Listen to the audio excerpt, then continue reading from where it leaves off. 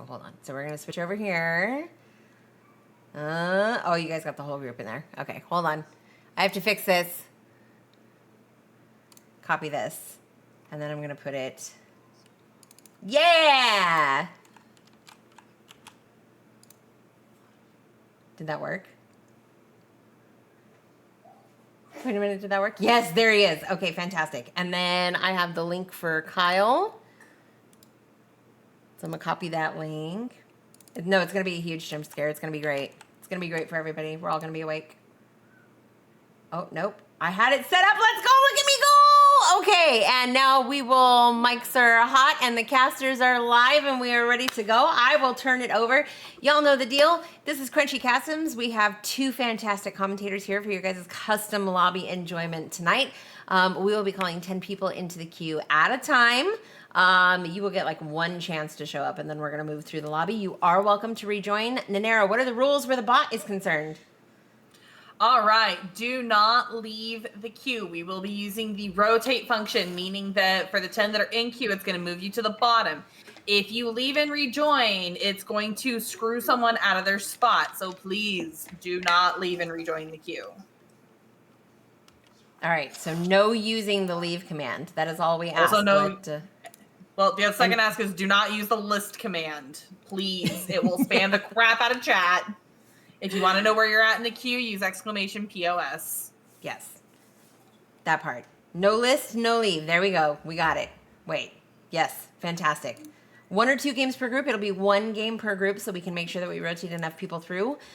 We will likely be going until about 9 o'clock this evening, so we will get as many games in as absolutely possible. I am going to turn it over to your casters. They are going to be taking over. I'm simply here to host and add color commentary in between matches. And I will also be your observer for the evening. So I will be your eye in the sky. Kyle, Smash, welcome. And you guys can take it from here. Alrighty, well, welcome everybody. This is Crunchy Customs 2.0. Apologies, you're stuck with me for a little bit. Obviously we don't have Doob here this week, but hopefully everybody's gonna get in some fun, get some games in. And this week, our community member needs probably no introduction. The one, the only Professor Smash Stats. What's up, my friend? Hey, how's it going? Hope everybody's having a wonderful hump day. Delighted to be here. Thank you so much for having me. Looking forward to some fun Unite. And hoping to see some things that, well, are smashing to say the least.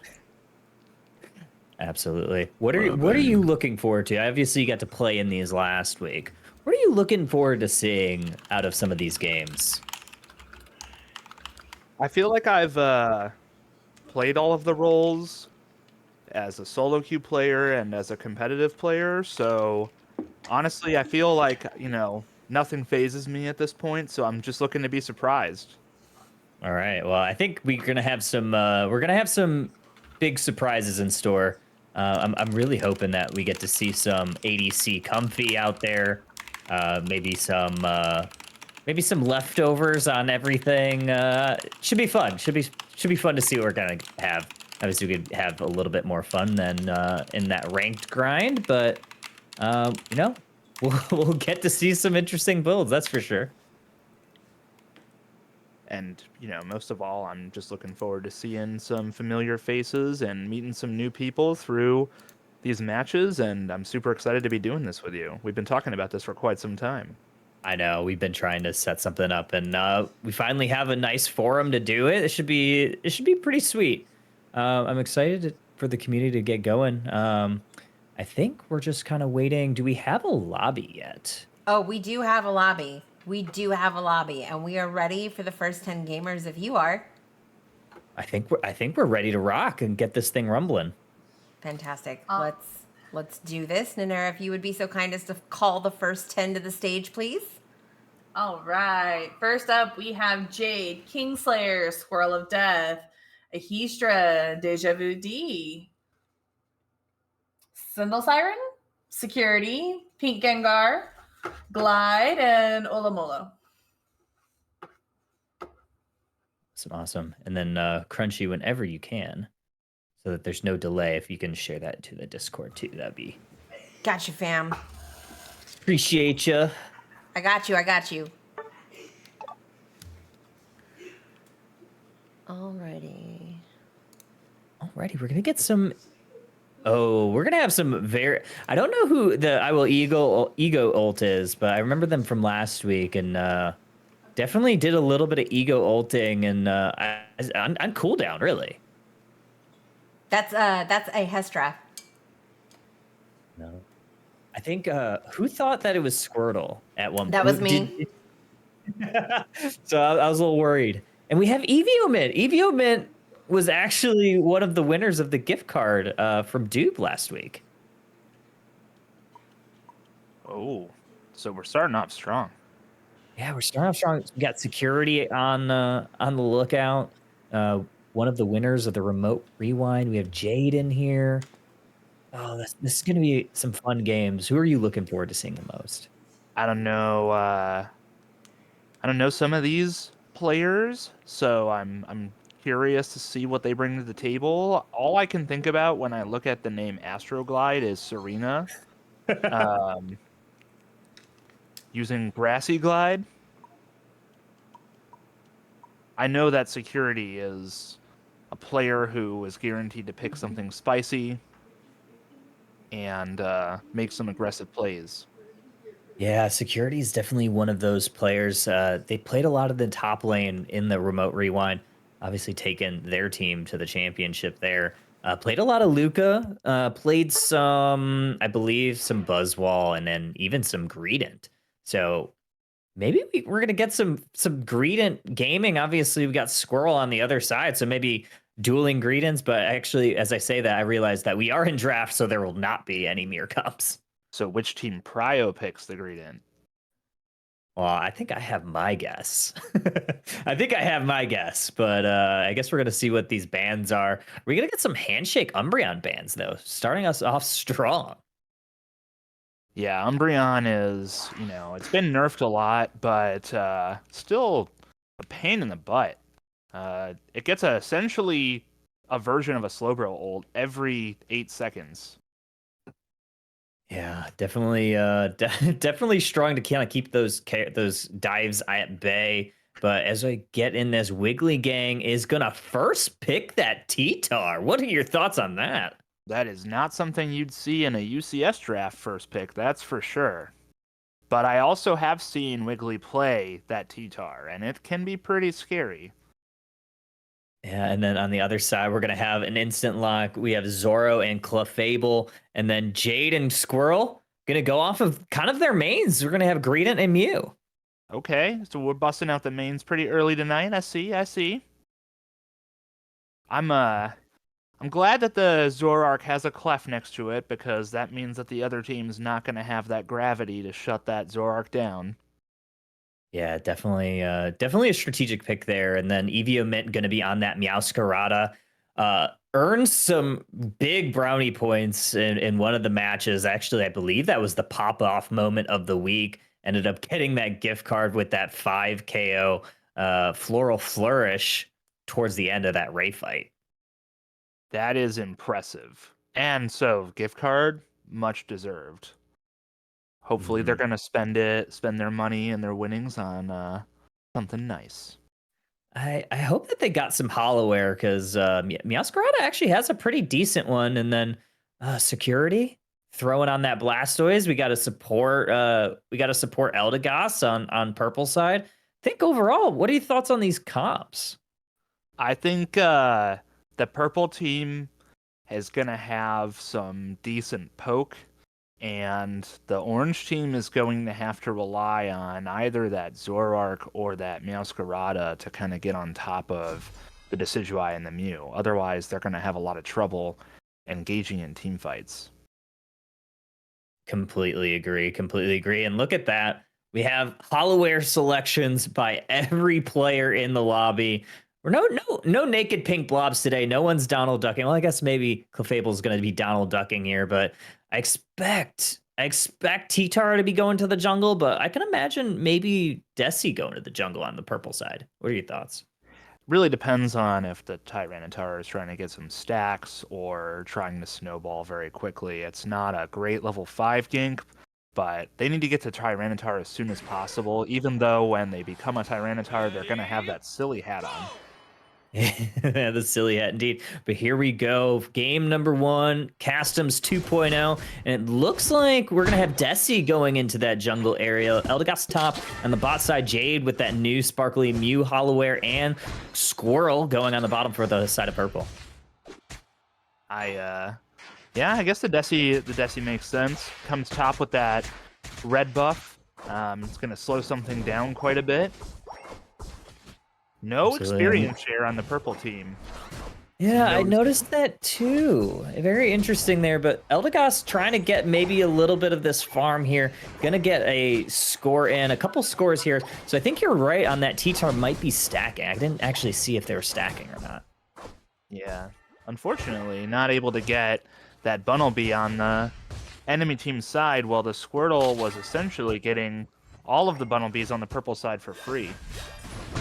Absolutely. Oh no! Nice little KO there by Squirrel, taking that Clefairy, who is trying to stack 22 to 37 here at the 9-minute mark. 850 birds are going to be spawning in both lanes. There we go. Squirrel causing a havoc there, getting another stack in. But Desi's looking to push into this Meowscarada. Desi's going to also start ripping the Swablu family, but it's actually Clefable that gets a last hit, gets online here early on. Oh, that's super unfortunate. Last hit on that Altaria would have given the Squirrel an evolution. Ooh, up top. Larvitar is just not having a great day. No, those dives from Zoroark are doing some damage and getting a ton of scores. Looks like that Zoroark's also stacking. This Eldegoss is just sitting there like, what the heck just happened? I'm just a little flower. Leave me alone. It looks like maybe okay, maybe a little bit of an invade angle here. Unsuccessful. Wartortle's in the wrong neighborhood now. Yeah, security is going to be calling for security because they are getting ganged up on by this Decidueye. That jungle invade didn't quite work out for them, like you said, but now we have a Larvitar online. But as I say that, Zoroark's looking to dive into this first tier goal on the bottom side for purple, but gonna have to back out here. But he re-engages after using that illusion, gets a KO on Squirrel there. Really nice play of kind of waiting out those cooldowns.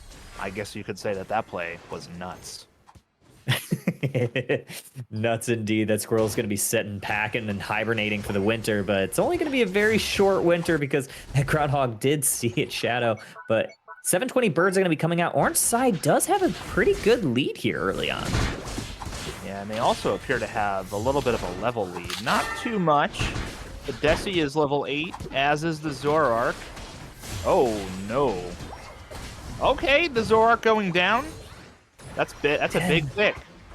That is a big pick. Yeah, highest, like you said, highest level in the game right there. So purple getting some nice XP boost from that. Desi ticks into level 8 themselves. Not quite at their unite yet, but another jungle rotation, or maybe some of these bunnies might tick them up. But as I say that, Blastoise is going to be coming down. Registeel has joined the fray, and both teams are setting up 5-on-5 engage about to start happening right now.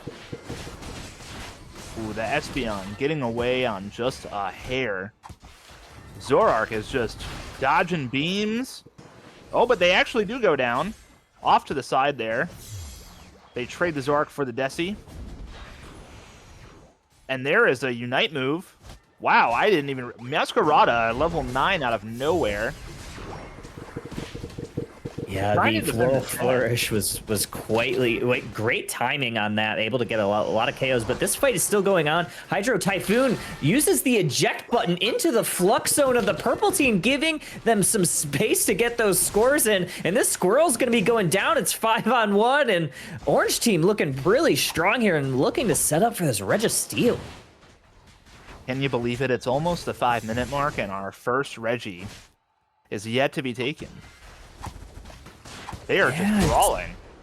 Yeah, a lot of team fights here early on, but neither the top, none of their top laners ended up staying up there to get that Regieleki and all of that farm that was up there. So there's Orange team's going to start migrating that way, and they're going to find out that there's a ton of farm there, so they might be able to get some of those Unite moves back online for this next engage, and whew, should be interesting. Yeah, there wasn't a tree for the squirrel to climb there.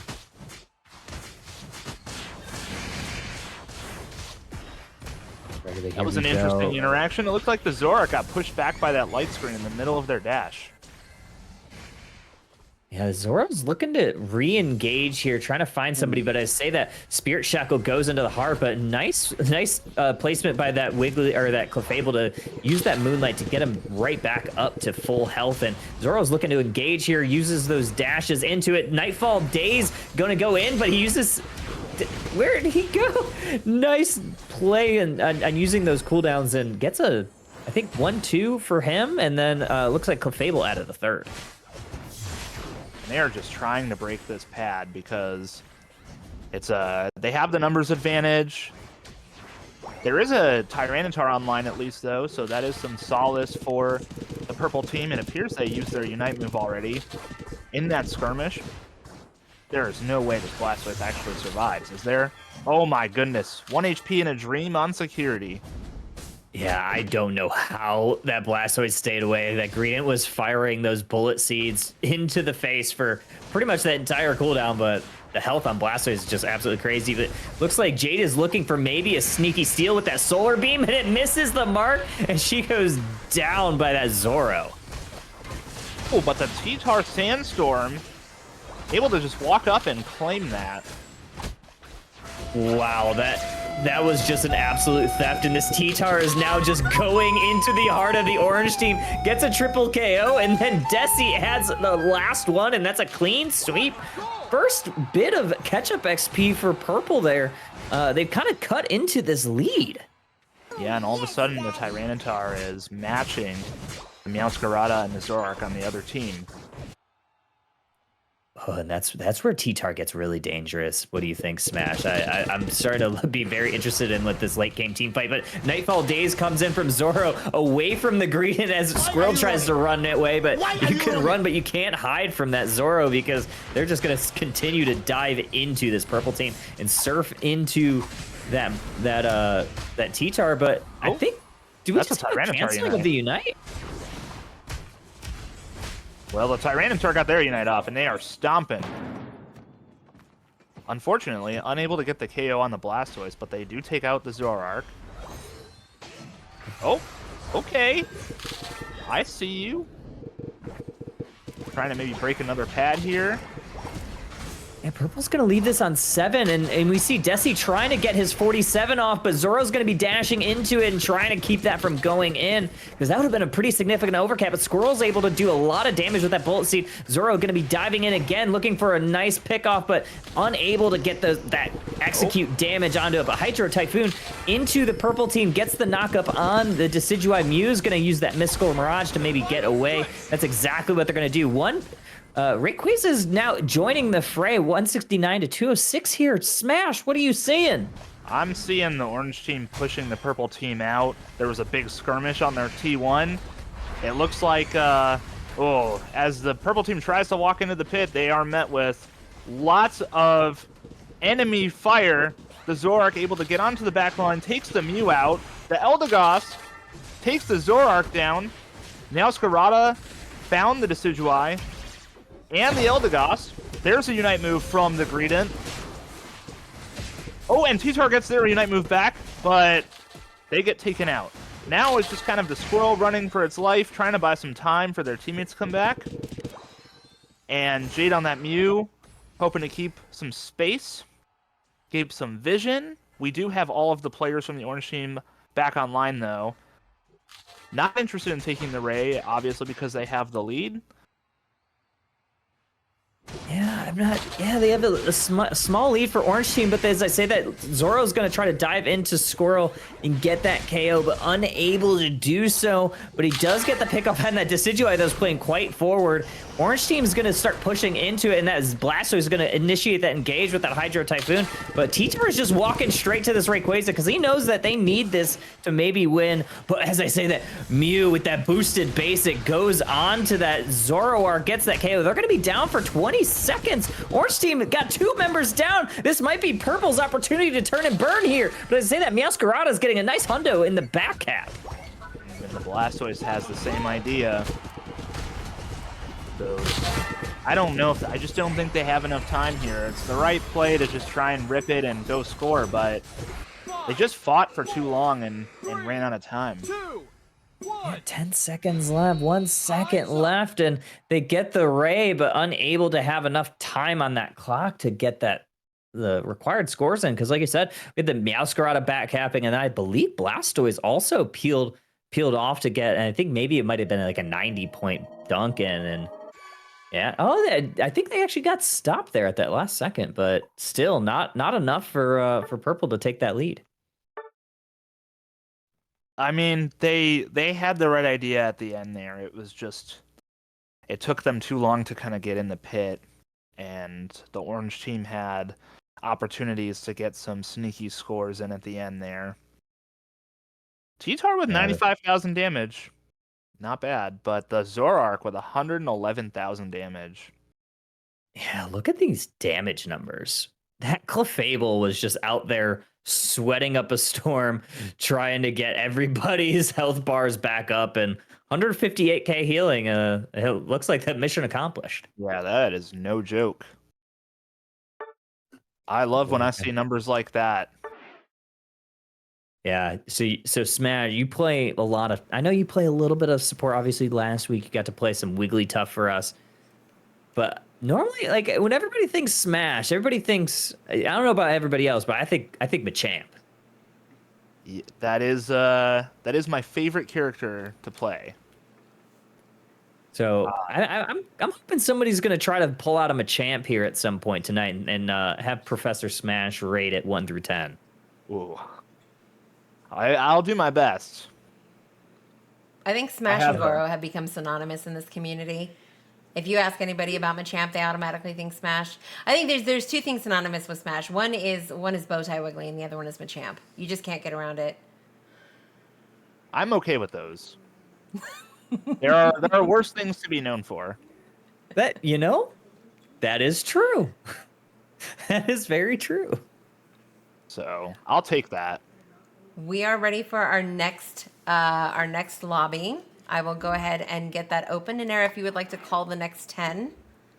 Yes, we have Shin, Solo, Raven Boots, Panini Weenie, Ginger with Envy, Vision, Mashed Potato Johnson, Mind Hacks, and Rex's Hot and Ender Glaze. As a reminder, guys, do not use the exclamation leave to rejoin. We will be rotating the queue down, and do not use list. What other characters are you looking forward to seeing, Kyle? I want to see some Magikarp today. And again, I don't care about Gyarados. I want to see Magikarp. I want to see how long someone can be a Magikarp. Maybe at Rayquaza, you have a level 15 Magikarp. I think that would be hilarious. Is that possible? It is not possible. So Magikarp automatically evolves into Gyarados at level 7. Even if you have not completely filled up your gauge. I hate to break your dream, break your heart. All right, I think we're gonna have to end stream here now. Timmy would like the ability to make evolutions optional. Please, Kay, thank you. I have to process this information. Might take Baby some Park soul and searching. Unite when? This is how we keep Sprigatito at level 15, right? I mean, Nera, do you want to call those 10 names again for me real quick, because we have one person in the lobby out of everybody you called. Yep, we have Shin, Solo, Raven Boots, Panini Leenie, Ginger with Envy, Vision, Mashed Potato Johnson, Mind Hacks, Rex's Hot, and Ender Glaze, and Crunchy might help if you think it's the lobby. I just realized that. That's fine. I was too caught up in talking about Smash's Goro. It's fine. I'm the problem. you are never the problem. Our friend, thank you so much for the follow. Welcome in, friend. I will say this, in my solo queue games, it is not all that uncommon to see a Charmeleon or an Ivysaur at the Ray fight. You know, I had a game last night where we had a Mamo at like 2:30, just would not evolve. Like they were allergic to farm, they were allergic to Indeedee. I don't know what it was, but yeah, they just they really like that pillow swine. I mean, it has the word pillow in it. How could you not like it? You know, never thought about it. I love pillows. But here we That's go. what We're I'm gonna saying. have. What are we gonna have for these teams? Oh, we got Solo up here. Solo's out here taking break from team practice to cause some chaos in these customs. Solo, one of the members of Team Mufa, known top laner, but I've seen him play some tank as well. So be interesting to see what he goes here. Some interesting hovers for the bands. Those are probably just what people have favorited, I imagine. I always have to change my favorite before I play a draft because otherwise I might end up banning something I actually want to play. True, yeah. I know Pina is one of the members of UFF, and she always bans Mew just for the lulz, but usually the enemy team bans Mew from her. But looks like neither of these teams want to see Clefable on the map. What did Clefable ever do to any of you? That's what I want to know. I mean, it's just a pink blob, you know. That maybe they're just didn't want to see nudity in the timeline. It could be that there is something that we don't know about, and we just don't understand the gravity of the situation. I can't. That was a good one. I can't. I can't. I unmuted for that. I can't. Crunchus, are you saying that you're having difficulty understanding my humor? You're having trouble following me? No. Get out, Smash. No, this is exactly what we needed. This is Smash is the casting commentary, the color commentary we deserve. Honestly, the pun king himself. We've had a lot of rain, and so I get it. Things are fuzzy, but the clouds are gone, and we can see the moonlight. I quit. I'm leaving. I'm done. I'm picking up what you're putting down. But and Scramp's gonna pick that Wigglytuff. Trying to get some points, and I think Solo's doing it. I think he's locked and loaded. Okay. So we got the Machamp. Wow, so Machamp versus Wiggly. It's like I'm conflicted over who to root for. I think we got a machine gun comfy up here. We have muscle band, rapid fire scarf, XP share with an X attack on this comfy. Let them cook because I want to see these damage numbers after it. I expect the machine gun comfy to stick on either Hacks or this Trevenant. Maybe even this chicken out here. Look, there's a lot of ways to play every character. UniteDB is a great resource that gives you some good suggestions, but at the end of the day, you just got to play whatever you're comfy with. Fam.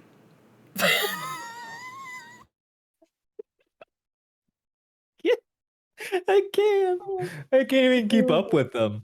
Oh my gosh. But yeah, Mindhack's gonna go on that Meowscarada. Loves that Shedinja doll. What are you seeing out here from either team? Obviously, we got a double poke comp for the purple team with Antelion and Espeon. But it looks like we have a lot of dive on the orange team. So how do you see this game playing out? I see a lot of brawling because Espeon has some range, but it has to get close enough that Meowscarada or Blaziken can get on top of it. Inteleon can, stand in the back and kind of pew, but everybody else is fighting up close and personal. Absolutely, and here we go. Purple versus orange. Game number 2 of these custom customs. I can't even speak today, but we got Panini Leany going to this bottom lane. We got a double Eevee lane with that Umbreon Espeon combo. Sable's going to be going into that jungle area for purple. On the orange side, we're going to have the Cockring up top with that Torchic and Comfy. Sprigatito is going to be going in the middle, and bot side, it's going to be that Phantom and the Jigglypuff. Looks like Solo getting some stacks. And Mr. Crime holding them back. Down on the bottom lane, the Eevees, those poor little foxes. You know, I don't want to insult them, but I think they just got burned by that Will-O-Wisp. Yeah, the Will-O-Wisp obviously leaving a little bit of a burn mark on them, but 9-15 neutral and DD up. There's going to be a little bit of a contest here. No one's involved in this bot lane, but that nice secure over there, I think that went over to the orange side.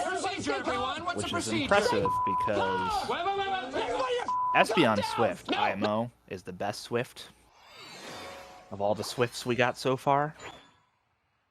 I mean, Smash, we do have a Swift coming on Sunday for the Swifty Bowl. I don't know if you're aware, but Oh, I'm aware. Taylor Swift's boyfriend is playing in that game. Wait, Taylor Swift isn't playing in the Super Bowl?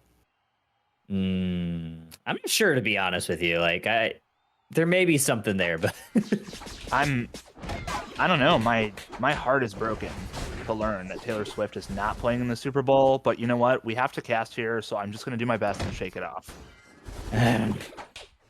Here we go. Trevenant's looking to dive into here, but the Espeon sends them out into the exile, and they say, I'm not your homeland anymore, because that Trevenant's going back to base. 8-minute neutral farm. Going to be coming up here, and we have a Machine Gun Comfy and Meowscarada. And Mime is looking to gun down these flowers. Yeah, I'm putting up some walls.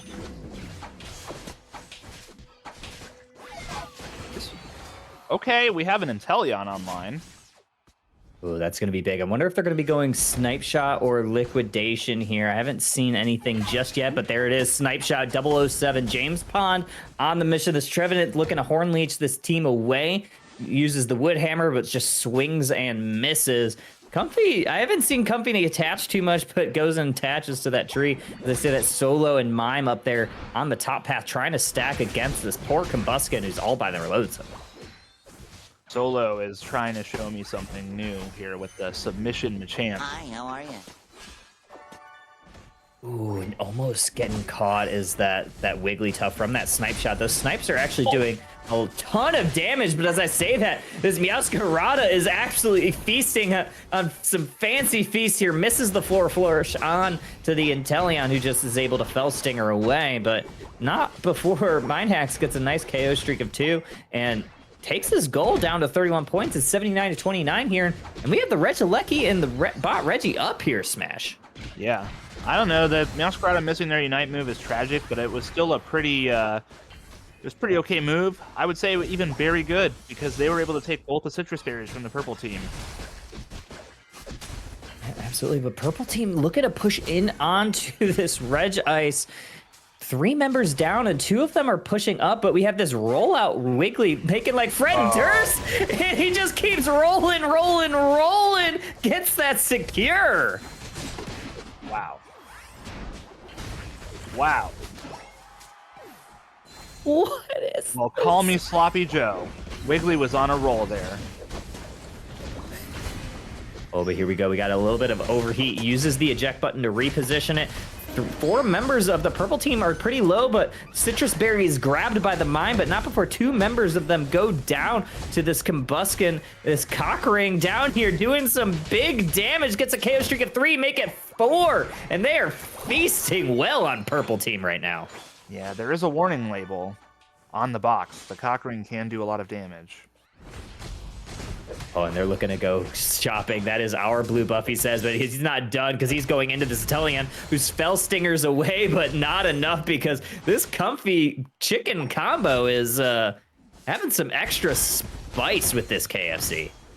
Yeah, well, I don't know if you've been to the South too much, but Nashville hot, it's a comfy food. Oh my gosh, and here we go. Another Floral Flourish gets another couple KOs here. Wiggly Starlight Recital is out, and this Trevenant is doing a great job of frontlining, pushing the team away with the Horn Leech and Wood Hammer combo, but nice snipe there. Inteleon's in the Azura Spy Vision, able to get a lot of crits, but unable to get into the Regieleki, and if they're pushing forward, they're going to be Ooh, wait, but a nice wall by Mime, able to save them at least momentarily. Orange is definitely looking to push in, but a mean look onto the Blaziken, able to do some damage, but not enough because Blaziken's going to go down, and they're going to have a nice 20-second KO timer here. Oh. Oh, the Trevenant Unite move, giving it that shield, letting it live just a little bit longer. Here comes the Comfy with the Comfy Unite move, and all of a sudden Trevenant has half HP again. There's an Umbreon Unite move, trying to take those shields away. Oh, the poor Wiggly. Oh, the rollout! Oh my gosh, the rollout, that was absolutely criminal, being able to get away on that. The resident rollout Wiggly, and meanwhile, Meowscarada doing their best to just go ahead and rip that bot Reggie off of the map. It's 217 to 40 at the 340 mark here. Smash, what are you thinking for the rest of this match? I think the purple... oh, that's a pretty late Wiggly Unite. That's going to maybe play a role later on. You know, the purple team, I think if they followed up on the mean look from the Umbreon just a bit more, they could actually get quite a few picks. I've seen a few times where, you know, the Umbreon gets a great mean look, and it just doesn't seem like there's anybody there to follow up. So I'll be looking to see if they can get any good picks. Yeah, that Umbreon's definitely going to be that crucial engager, and hopefully Solo can get online here, get his level 13s up, and really do some damage. But yeah, Comfy's looking for some smoke there, maybe trying to steal that blue buff, and actually does. Did they just let them get that blue buff for free? And they appear to also have a red buff from somewhere. Where did he get it? He just finds this? What's going on here? You know, Comfy is not an A-presser, but any ranged character with a red buff really knows how to slow down the competition. Oh, the Comfy took that citrus berry, preventing the Wiggly from getting it. Oh, okay. Yeah, all right. He attaches to the Wiggly, and apologies are probably being given in chat, but Orange team looking to maybe have an aggressive engage here. 210, 126 to 237 advantage Orange, and they're looking to maybe start this Ray fight here, but Shedinja Doll by Mind Hacks, and the Phantom Forest is out. These health bars are going low. Trevenant goes down. Machamp also is going down here, but nice use of the Moonlight Prance by Umbreon to steal some of those shields, and 3 members of Orange down here. It's just this chicken that's trying to run away. Is he going to be able to get out? Oh, there's that mean look. Between the walls and the mean look, I don't know how they're still going. All right. I guess they just like their chicken extra crispy. Absolutely. That chicken was, they were kind of trapped between the windows and to the walls. They were sweating a little bit. But here we go. Rayquaza still up. 120 left in this match, and Mind Hacks gets a nice crucial pick. It's make it 2, make it 3. And this, and purple is going down right here. And 4 members down. I think Orange might be taking this one. Well, his name says it all. He's solo. Up, and there he goes. Yeah, that's unfortunate for purple there. 297, 126, and that's before all of these 100-pointers are going to be dropping in like flies. Maybe they might get that, but there is a mean look Umbreon, so Mind Hacks might have to back out and play us a little patiently. Now, a lot of people watching this might think that what the Orange team did there was, you know, potentially a throw, playing so aggressively at the 2-minute mark. But when you're ahead in points already, when the Ray spawns, and you look at the enemy team and you see they don't have a whole lot of rip potential, because there's nobody on the purple team that can, you know, do enough bursts to Rayquaza to get it down quickly. You can play aggressive like that, and you can force them to try and act, because they're playing from behind. They're going to need the Ray, or they're going to need to score. So the Orange team playing aggressively like that, it seemed like it got scary there for a moment, but I think that was the correct play. Yeah, I mean, it's hard to argue with the results, that's for sure. I mean, like you said, they ended up getting a couple of pickoffs from that. Maybe a few of them did go down, but like you said, not enough rip on purple to really capitalize on a couple of those picks on Orange. So Orange able to walk away with a pretty easy victory, it seemed. Indeed. 106,000 damage on the chicken. I'm looking directly at this comfy. 43k damage dealt. That's insane. That is much higher than you typically see on a comfy. Yeah. Yeah. Yeah, I mean, it had that rapid fire scarf, so they were definitely trying to fire those little flowers right into the enemy team, and that's exactly what they did. 51k by Solo, 74k healed by Ginger, but holy cow, 116 taken. That's some frontlining there, trying to Yeah. soak up all the damage. Big And big shout out to Ginger. I saw some really good mean looks there. And also Panini. If you guys don't mind, I need to take like a 5-minute break and do words on stream. I have something that I have to take care of super, super quick. So we're gonna go back to words on stream for a couple of minutes, and then when we come back, we'll throw the next round in if that's okay with everybody. Sure. cool. Okay. We'll go here, and then I will be back. So are we muted during this Yeah, time from you guys stream? will. You guys.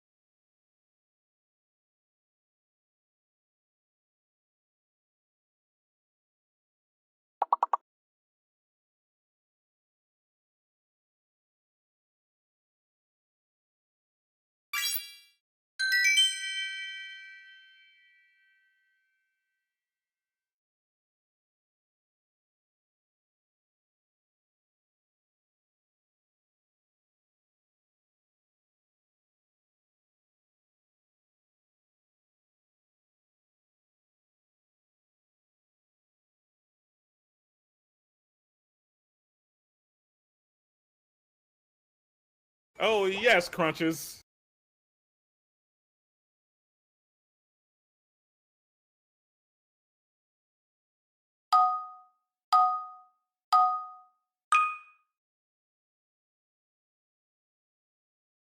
Get fucked, Gara!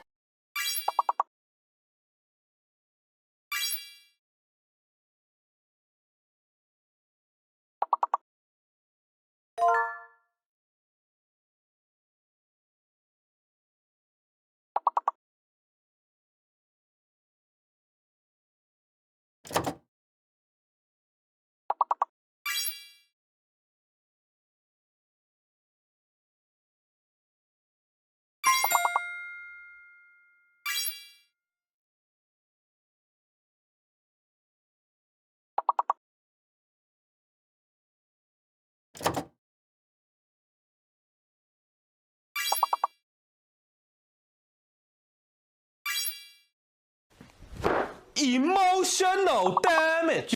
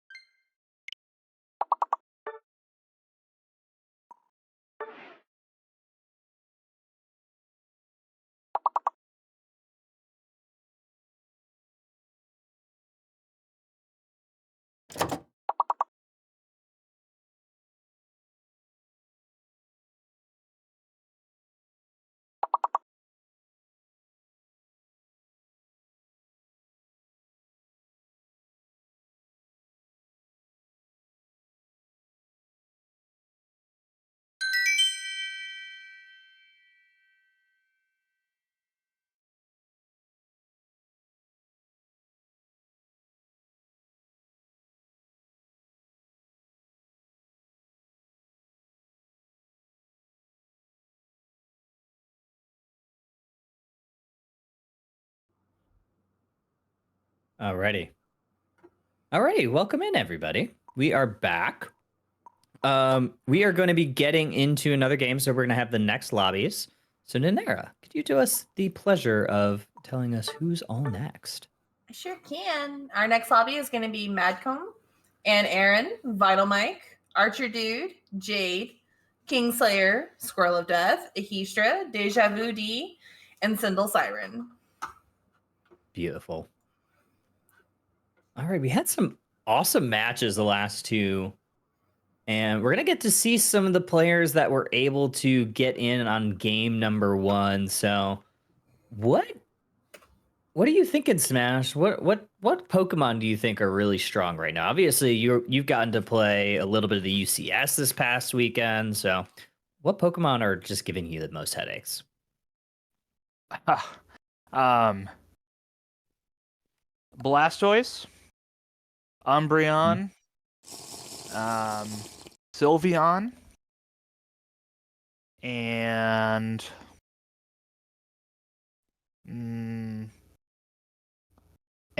and Venusaur.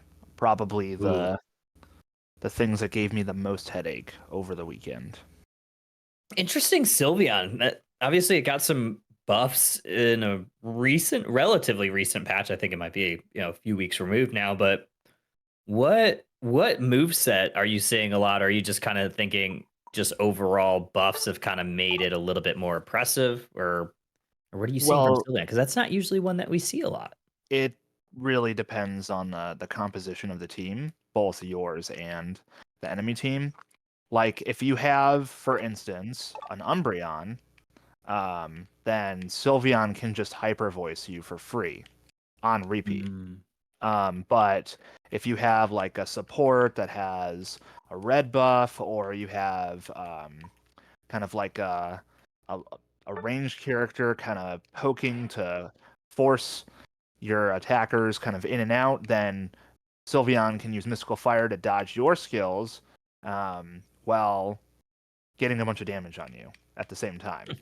And meanwhile, you're concerned about being poked at by somebody long range. Interesting. Yeah, that's a great explanation of kind of the state of that character. So very interesting. So maybe you'll see some Sylveon Umbreon action, but as I say that, looks like Orange is looking to ban that Umbreon. That's not a bad ban. And on the left side, on the purple side, they don't want to see that Buzzwole. I think those are actually two pretty standard bans that I saw a lot over the weekend. Yeah. For whatever reason, people banned Buzzwole against my team like a lot. I think we made it to round 6 technically, and I played Buzzwole one time, I think. Interesting. And you were in the top lane role, right? Correct. Okay. So what did you get to play most of the day on Saturday? I played a lot of Blastoise, Leafeon, and I had a couple of Machamp games in there too. Ooh, you had to get the Goro in there. I love it. I love it. We did But win yeah, that game. All right. All right. Yeah, we were following along we were doing a little bit of a watch party. We were following along and saw that you guys kept advancing. So that was exciting. I'm trying to think of some of the other teams that we saw, but as I say that, we do have a game. We do have a draft going on. Clefable on the orange side, along with that Bimu and Owl. So double poke comp on the orange side, and then on the purple side, looks like we kind of have pseudo double dive. I don't know if you could call it Garchomp a dive, but it's definitely a bruiser. Yeah, and the Mimikyu. And I think based on items and held item that Venusaur might actually be a Petal Dance Venusaur. I could be wrong, but that is my suspicion. yeah, I'm seeing the muscle band and that resonant guard. And I think you might be very right on that. That definitely seems like and with the full heal too. So that would make a lot of sense. Yeah, the full heal more than anything is what kind of gives me that impression. Because with Venusaur, I mean, full heal is always a good item, but you just need to be able to reposition yourself. The full heal is so that you keep getting those Giga Drain or those Pedal Dance ticks to reset the cooldown on your Giga Drain even when you're CC'd. Because, little known fact, if you are stunned when you're Venusaur in Pedal Dance, then your Pedal Dance will not count ticks on enemies, and you will not get the cooldown reduction on Giga Drain. Interesting. That's actually a helpful bit of information. So that explains the synergy between that full heal and that pedal build. So very useful information. I didn't even know that. I don't actually play the pedal Venu that much. So here we go. Purple versus orange, game number 3. We have an Aaron on that Blissey going down there with Jade on the top. We got Archer and Vital Mike using their Garchomp. Very proficient on that character is Mike. And Mimikyu going through the jungle on the right side for orange. Looks like that pedal, likely pedal Venusaur is going to be taking the jungle.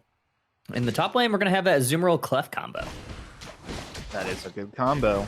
Although it appears like they might both be stacking, which will delay the Azu getting 4 by just a little bit.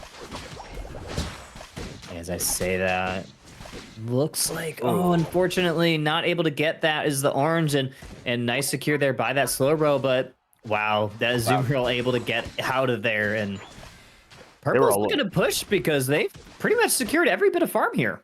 Yeah, and there were a lot of eject buttons committed to that.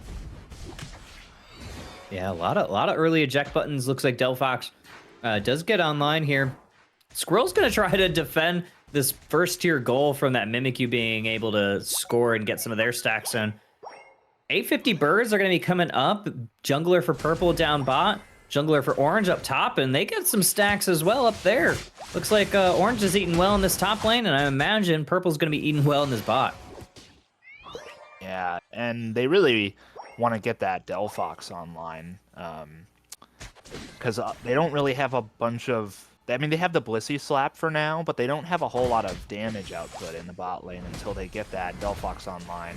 Up top, they've got that Garchomp, who's already a Gabite. That's going to be a problem to deal with if Garchomp gets online early. A lot of that damage. The attack speed is pretty crazy. But yeah, the Crustle looking to go shopping in the enemy jungle. It doesn't look like Purple Team's jungler has gone back there, so Crustle's just going to go grab that for free 99. As I say that, Petal Dance Venusaur are going to try to dive into this Mimikyu, and just like clockwork, those pedal ticks getting some massive amounts of damage and a lot of healing there too. And the Mimikyu was playing a little far up there in the speed flux zone, and you're not getting away from the Venusaur putting the pedal to the metal there. Yeah, they're absolutely putting that pedal to the metal. And here, as I say that, Garchomp goes down, level 6, still not evolved or at that level 7 for that extra move. But Jade walking away on 1 HP in a dream. And it's Venusaur, they are just absolutely camping out in this bottom path and getting a ton of value, putting this bottom goal at 9. And I think we might be getting a cap here. Decidueye does cap some, Crustle caps some, and that goal is gone. Yeah, and they do get the Decidueye online in that process. I think leaving the Garchomp top is smart, but I think I would have sent the Slowbro down earlier to help defend that and just let the Garchomp eat all of the stuff at the top, because Garchomp's not going to have a whole lot of value in team fights until they get the Garchomp on. Oh, you hate to see that. Oh, someone call Officer Jenny. I'd like to report a crime because that Crustle absolutely stole that objective. Top goal for purple might be going down if this Regieleki walks in, but not before this Decidueye is just starting to hammer these arrows right through the heart of purple. That gold does go down for purple, and they're going to get some catch-up XP on their side of the map. Whoever's calling Officer Jenny, I hope you call Nurse Joy too, because Decidueye is putting a hurt on. Yeah, those spear shackles straight through the heart. Finally have Detective Garchomp in the Dick Tracy Hollowware online.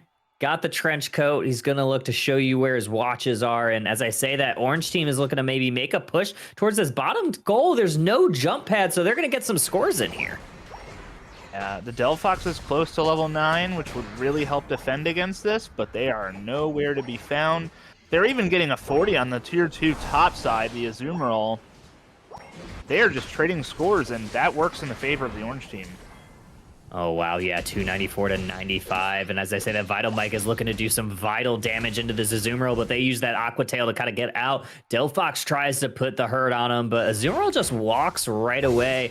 Crustle is looking to be that pest and just staying in Purple's jungle, taking some of their buffs. You see that they're wearing our blue buff, but it's Jay that is actually able to secure that red. And as I say that, ooh, wow, Decidueye just comes out of absolutely nowhere with that Spirit Shackle. That was an execution style Spirit Shackle. That was right in the face. Ooh, and Verdant Anger into Purple Team. All they can do is maybe back up here, but Fanciful Fireworks holding that pad, slow beam onto that Crustle, but Crustle uses the Rubble Rouser and just lives with that huge shield. Fixed Greedent is throwing that Knock Unite into Purple there, but they might have left their hands in the cookie jar because Garchomp's Rampant Outrage is going to be going in, but wow, Orange is able to just walk away from that. That is absolutely insane. That's why you run full heal on Venusaur. Oh! The Orange team has got some very nice secures on these objectives. The Clefable creates a big problem for Garchomp until they're level 11, because then their Dragon Rush is unstoppable. But for right now, the Garchomp really can't get in where it needs to on the backline because that Clefable is just hanging around the Decidueye and the Azumarill, waiting to drop the gravity. Oh, yeah. They are level 11 now, but there's a Mimikyu Unite. Mimikyu says, play with me, gets the KO on that Crustle. Another Verdant Anger going to be coming out, not before the Garchomp gets a 2 KO, but he gets an arrow straight through the face. And this Mimikyu is trying to dive on this Venusaur, but these petals are doing some damage. We call that flower power in the business. All hail Hypnotoad. They are trying to push in, and they got a nice... And it's actually Decidueye that gets a lot of those last hits on those KOs. No training wheels needed. That Venusaur knows how to pedal on its own. 395 at the 315 mark. And Vital Mike trying to do some damage. Another Rampant Outrage going to be going into the orange side team. And it's actually going to be Mimikyu that goes down at the hands of that Aqua Tail on the Azumarill. And Purple is just going to have to back up here because they are outnumbered, and it's 4, make it 5 on 1, and it's just Slowbro that's just going to have to retreat back to base here. Oh, I feel bad for that Blissey. They got executed. Oh yeah, the Blissies are not they're going to need some eggs in these trying times, but Clefable's going to throw these Moonlights and continuously heal Orange to keep their health bars alive, and this is just starting to turn into a little bit of a bloodbath. Orange is absolutely looking to push in on this tier 2 goal, and they're going to maybe get this Lecky in too. Now, I'll say 2 things about that. First, you're totally right that these are some trying times. It's serious. This is no joking matter. But the second thing is, the Orange team made a little bit of a mistake there, because that Regieleki went in so close to the 2-minute mark that they could have gotten double points and really taken the lead. Yeah, I think they might be okay with it right now, at least, because 2 members of Purple are down, and I don't think they have any interest in taking this Rayquaza off the map. They know they have the lead. They know they have the numbers. And 140 mark, they're just playing a little bit aggressive, looking to suss out any of the Purple team, and they find that Blissey, and now Deja is going to go into this Delphox, and Delphox goes down now. I was going to say, they still had the Delphox Unite and the Blissey Unite, and the Orange team was down the Venusaur Unite, but they kind of just didn't fight together. You know, the Slowbro and the Blissey just weren't there, and so it was easy to pick off the Delphox and the Garchomp, and now there is that Blissey Unite, but the Orange team is just so beefy. They're just bullying. Yeah, their level advantage is pretty significant, so this Knock is also going to be going into Purple team as Crustle front lines and just X-scissors them Executioner style, and holy cow, we got 3 members down again, make it 4, and that goal's down, and they're looking to push onto this main base, and they're saying, Ray, who? Yeah, that Crustle was saying X gonna give it to you. Somebody gonna oughta, rock. somebody oughta change their username to Rick Ross, because every day they're Crustling. I don't know where you come up with these, Smash. It's So quick too. it's a curse and a blessing, if I'm being honest. I didn't see any Trevenants on there, so I don't see any curses being played in this match, so I don't know about that. I would try to come up with something to say in response to that, but I'm stumped. Yeah. No. No.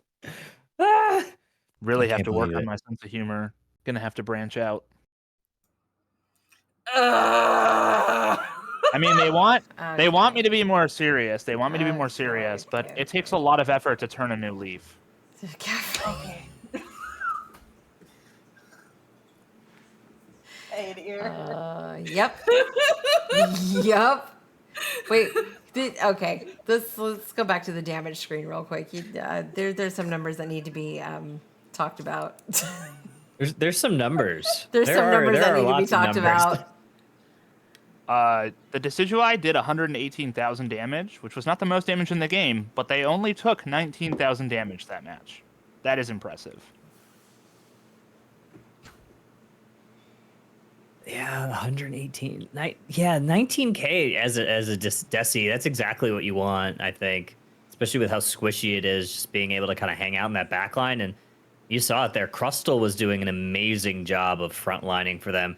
Squirrel was just able to just kind of hang out in that background, throw those spirit shackles wherever they needed to, get the objective secures, and even end up needing that last objective because they had such a big score lead. 96,000 damage on the Crustle. Yo, shout out to Archer Dude, though. 63,000 damage on the Slowbro with 113,000 damage taken. He was out there. He was in the trenches, all right. Absolutely. GG's. Next Yeah, and, time. Honorable mention to Ahestra with 133k on that Venusaur. We love to see it. A Gigapedal believer myself. We love to see it. Didn't have to eat ult. Yeah, I mean, it's one of those things where it's like in the right team comp, I think it could work. It's just the beam is just so strong that people grab it for the beam. Well, and, people want to, peddle all these conspiracies about how Petal Dance Venusaur is unplayable, but really, they're just putting a drain on the community by denying them the opportunity to play it. Yeah. Anybody that has, the goal to, play Petal Venu really is a Giga Chad. So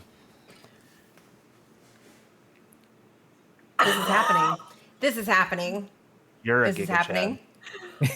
Okay. This is happening. I'm marking that for CJ. I'm sorry. Oh. Stop! I could have dropped my croissant. Not taking pedal with Clef is a crime. I love Pedal Dance Venusaur. That's my day 2. That's day 2 right there. I mean, I it's definitely fun. I just love beaming, just kind of just shooting people in that back line. That's how I True. like playing Venusaur. True. All right, fam. Should we get the next 10 in for their lobby? Let's do it. All righty. Daenerys, go ahead and call the next 10 for me, if you will, please, darling. We have Security, Pink Gengar, Olamolo, Linz, Jimex. I'm not sure how to say that. I'm just going to call it Jimex. Shin, Solo, Raven Boots, Panini Lini, and Ginger with Envy. Also, I would like to take this moment and be like, Crunchy, I'm sorry, do you understand how beautiful you are tonight? What? It's very distracting when you're on camera. It's fantastic. I love it. Oh. I think you just made Crunch's night. A little long for a hashtag, but hashtag how I feel every time I see Crunches. Facts. I'll support that hashtag. This is not about me. We're making it about you. Oh God. Well, I could have said something This is your stream, right? I don't know what to do with my hands. We are absolutely Also, exclamation task be snack. Oh, B snack, eat snack. get snack, be snack. Be snack, get snack. Exactly.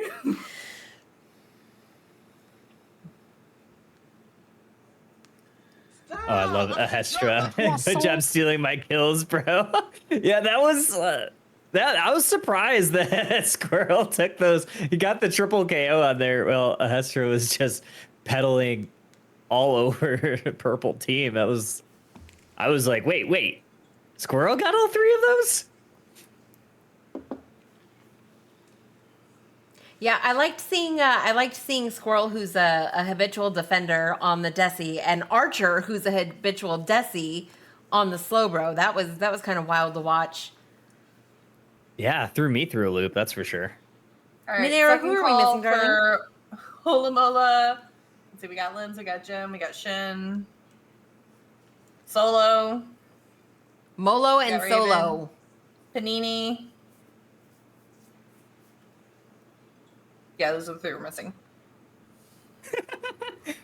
Yeah, Squirtle, I'm literally gonna call with you right now. Pina, does that mean you're also in the call, or are you just because he's trying to play?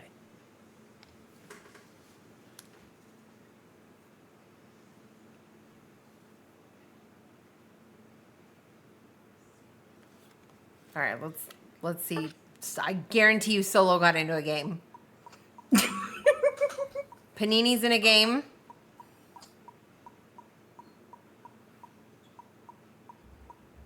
And Solo's in a game.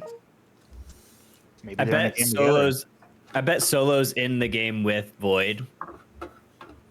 Void's All on right. stream now too. Well, we're gonna pull the next two then. Next on the list is going to be Vision and Mashed Potato Johnson.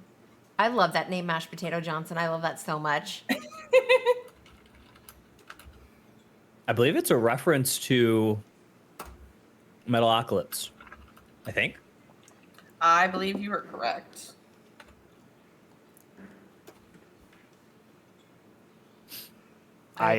Vision said they didn't expect to join. They're doing something right now. I'm telling you guys, we're moving through these lobbies. So if you guys join and then you go off and do something else, you're getting removed from the list. Also, Holamolo, are you there? This is your last call. Vision, I'm going to remove you from your queue. When you're ready, just rejoin later. Or after I remove you from this, I just have to get you out of that position. All right, Yeah, next I don't one up is going to be Mind Hacks. Wait, what do you have to get Vision out of? What? Sorry, I just didn't hear correctly, so. Kyle, this is your fault. Why is it my fault? Because you gave away the fact that I was dying earlier.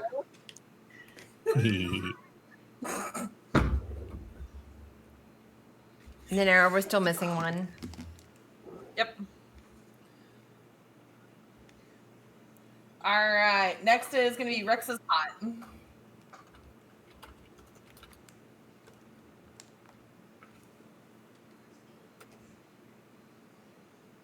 No hat today. Mind Hacks wears a lot of different hats on stream. One of them's called Walter. I'm trying to remember what. Sounds like a famous ventriloquist I know. Walter? Jeff Goldblum.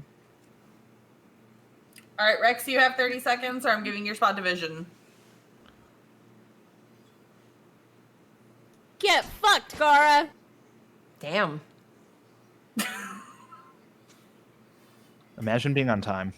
Blame Gara. You mean Jeffrey? Hashtag cancel Gara. Or did you mean Greg?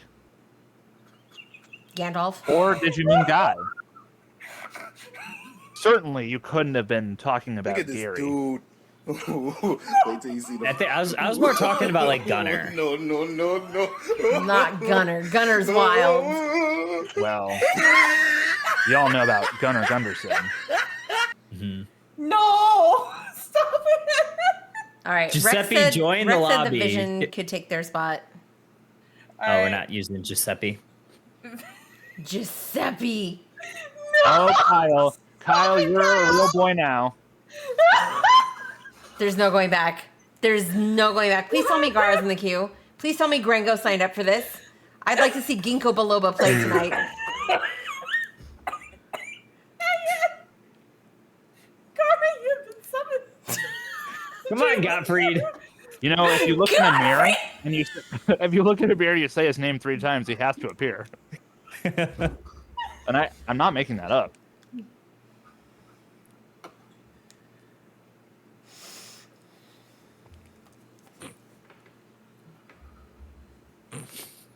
Vision said it won't let me on my main account. Looks like I gotta go on alt account. We're clipping this whole VOD. Hi, Panda. Wait, is Gunther not joining? Gunther. Is Girth Panda going to be joining in this queue? Girth. Yeah, what's Girth Panda doing right now? Oh my goodness. Girth Gunderson? What a name. How has anybody here watched Mystery Science Theater 3000? Are y'all MST3K How is this coming vibers? up again today? Yes. Okay, y'all remember what was Space Mutiny? Anybody see Space Mutiny? The many names of whatever the fuck his name was, fucking Big McLarge Hughes. It was Big McLarge Huge, Slab Thunderbolt, Blast Hard Cheese. Wait. Big McLarge Huge? How did you know that? How did you know my high school nickname? I can't. Okay. Okay. All right, Visions. Okay. Is this you? It's what people Here we call me go. because of my hands and feet. I'm Names. gonna sit over there.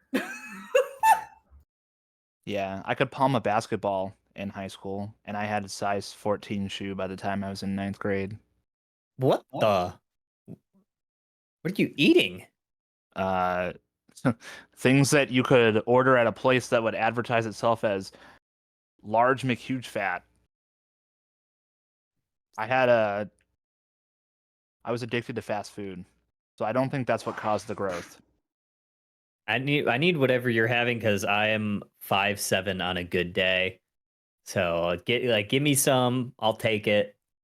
I'm cool with it.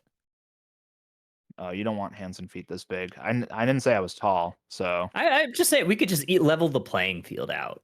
You know, just like a little bit. deal. Trade. I take some from you. It's fine. I mean, Here if we you- go. Clef Umbreon bands. That both of those make sense. Yeah, a common theme of the night. No Clef, no Umbreon. We had that we got one a- Buzzwall band. We got a Serena in the building now, so that's nice. Is that Steve my cat in disguise? farming Surely it couldn't be. farming some custom games for some clip content. Trying to add on to that YouTube video. Oh, and we're gonna have a T-Tar, not the first pick, But but we do get a third pick. Yeah, we do get that second round of picks in that. You're getting your T-Tar. Magikarp. For at least 7 levels. Yep. Not the full 15, but The fastest I've seen someone get Magikarp is level 4. Or Gyarados, I mean. I've heard of stories about that, but I've not had the opportunity of seeing it that fast. So be interesting to see if Wiggly Gang can pull up, get out on level 4. But what are you seeing with these two comps? Who do you think has the advantage through this draft phase? Well, nobody can really touch Inteleon. But it really depends on how the rest of the cast keeps the Inteleon safe. Because eventually you'll have a Gyarados and a Squirrel that can kind of run it down, and you'll have a Serena that can move pretty quickly. It's going to take a while for T-Tar to get online. Will we see a T-Tar or a Gyarados first? I'm gonna say Gyarados. T-Tar obviously Unless they're taking jungle and just like getting a little bit of a hard stomp early game, which usually is really hard for a T-Tar. Gyarados probably just comes a little bit earlier, I think. Yeah. I mean, I'm not the team and I'm not communicating with them, so I don't know how they're doing it. But with their comp, I think T-Tar makes the most sense as the jungler. Yeah, Guys, I'd we have a agree. DC. Oh, we got a DC. Oh no. We can Well, just, if you if it was pause the it, I Gyarados, think. maybe they will get T-Tar first. Yeah, I'm interested to see what we'll have. I did see, I don't know if you saw this, but I saw 2 float stones on the side of purple. I Ooh, think we maybe they'll- had think we had T-Tar and Meowscarada both had float stones, so they're also trying to go fast. Do we think that there's a possibility of a double level on invade?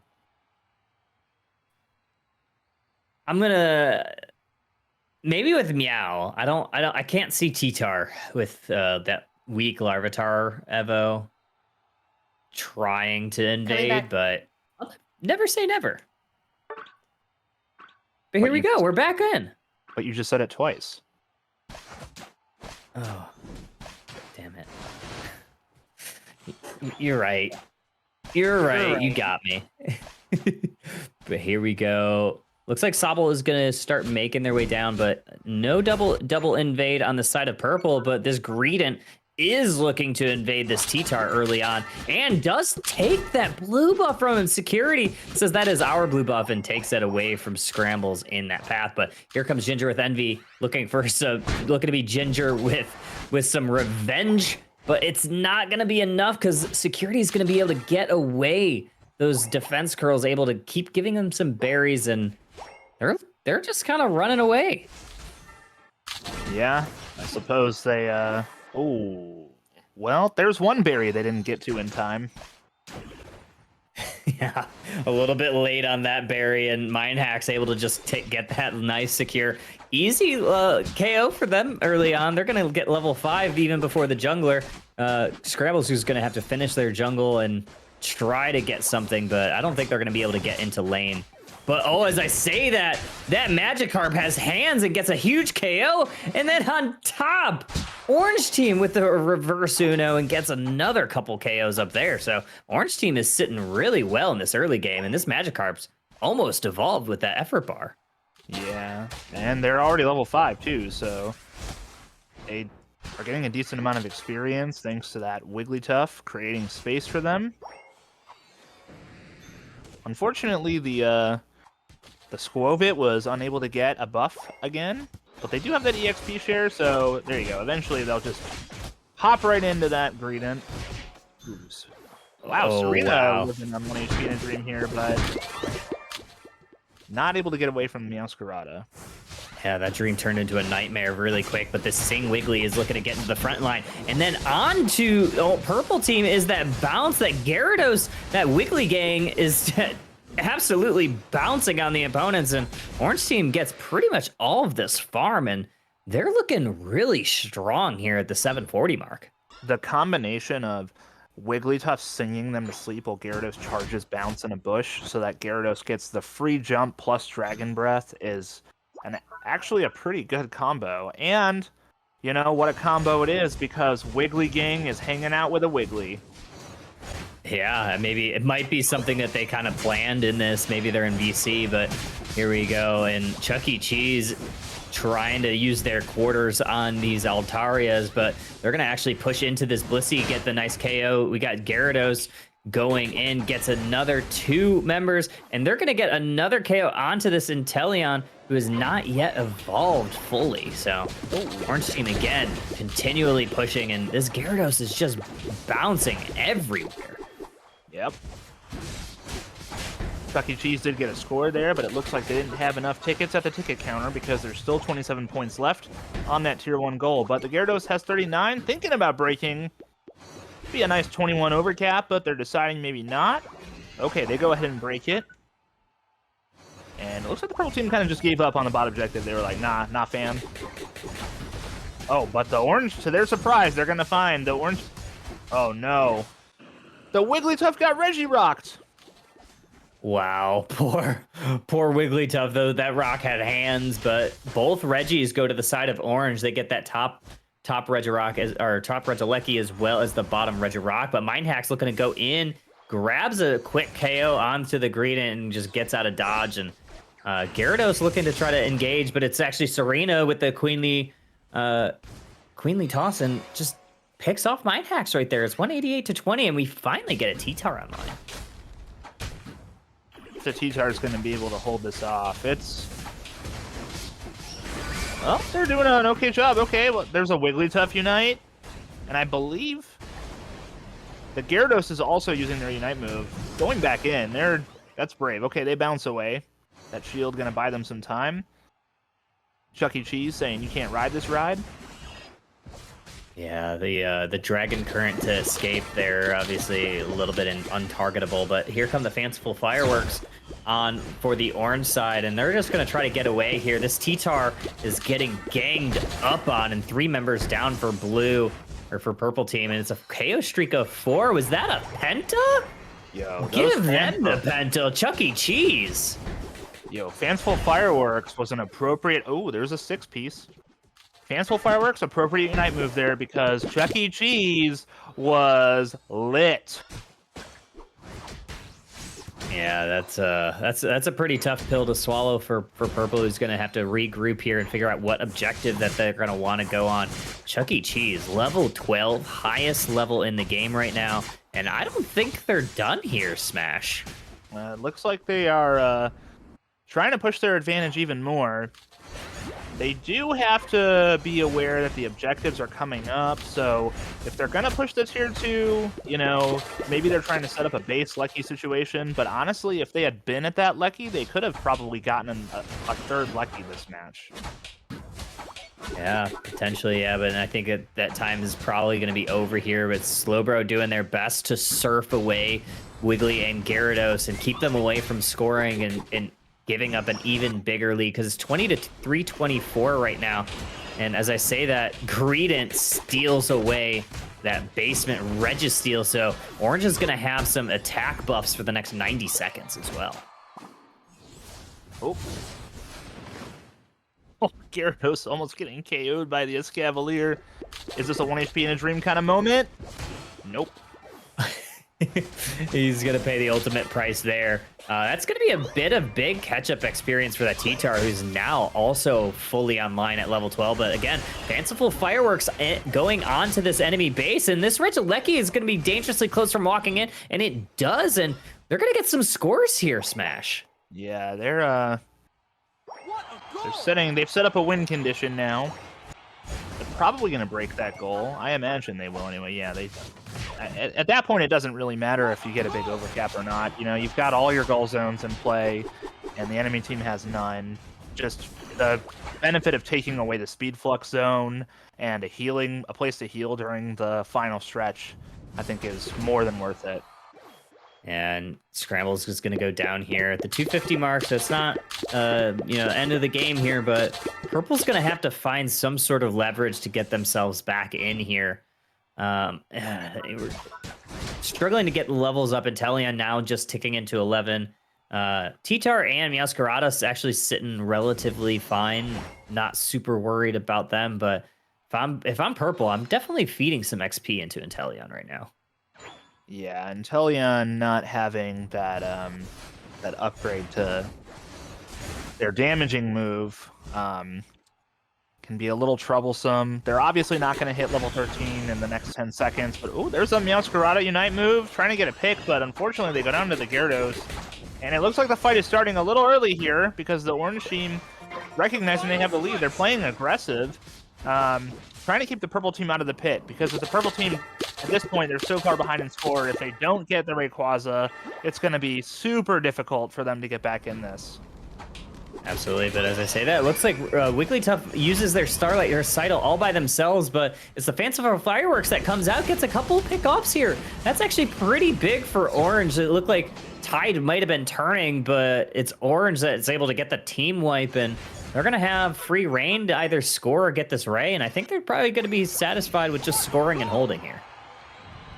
Yeah, because now the situation is, even if the purple team respawns and they get the Rayquaza, they have to get 5 full scores of 50, and then they have to get another score of 50 on top of it. And there's only 4 goal zones that are not the home base, so they're really in a tough spot here. And honestly, I mean, they don't have time to be doing this. They have to go to the pit and just flip it. They don't have the time to be farming for their Unite moves back. They don't have time to look for a pick. They just have to go in and flip, because see how the orange team is keeping them out like this? By the time they get into the pit, now they don't have enough time to flip it and get to all of the goal zones to score.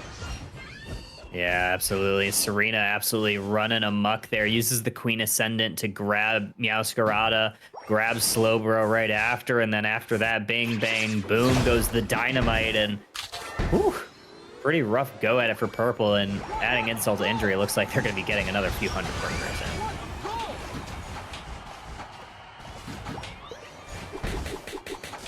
9:57. Maybe get a few more in here. 10 seconds left to go. We can get a clean 1,000, maybe, if they get in. It looks like Serena's going to try to do it. Oh, gets stopped at the last second. That might have put them up, gotten that 1,000. That 1,000 mark on the match.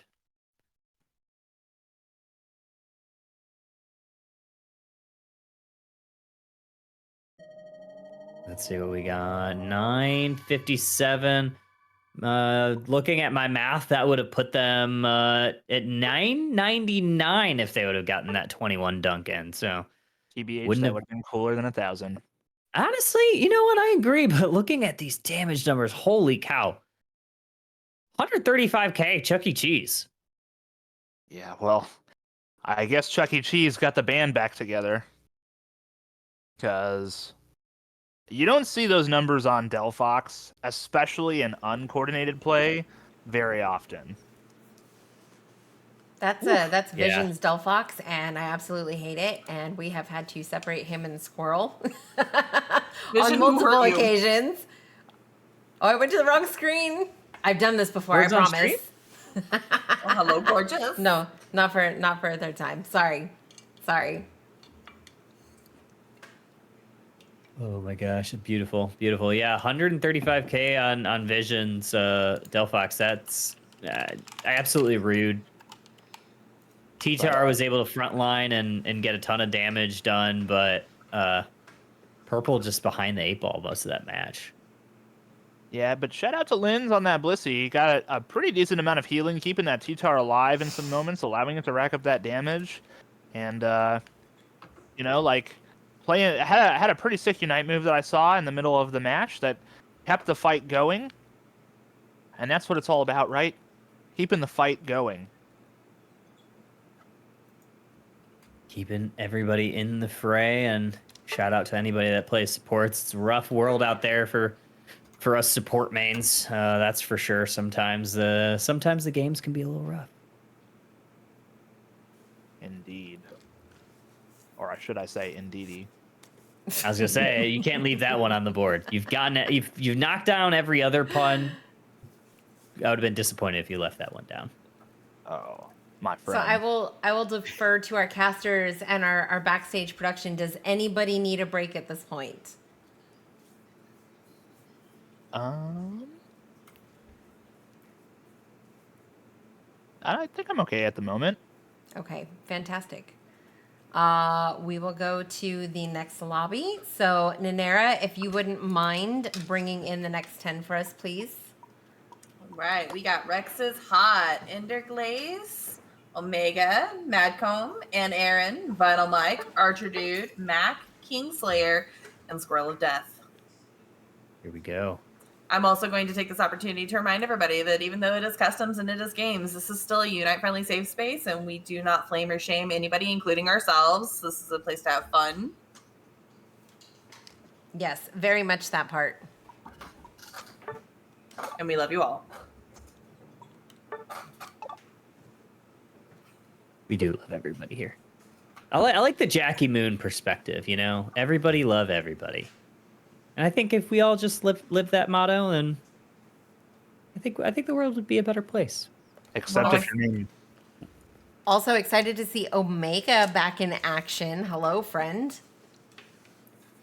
I will say one of my favorite bands quotes it in my favorite way of "We almost follow Wheaton's law. Don't be a dick." Fucking love Wheaton's Law. So follow Wheaton's law and not Will Wheaton. I'm excited to see Omega play. Got a chance to cast with them for the monotype tournament. I like that what they got going on with their team. It looks like top team gonna be pretty strong there. We saw Mike play that Garchomp earlier. Eviament obviously played some Meowscarada, played really well in that. And bottom side, let's see what we got. We got Squirrel, we got Jade, we got Ender and Rex over there. I wonder if he's gonna be going Machine Gun Comfy again. It seemed to work out last time. Which is amazing. I mean, don't knock it till you rock it. Is I this- suppose. Who's Poyo? Wayo. Come on, don't be chicken. Identify yourself. Okay.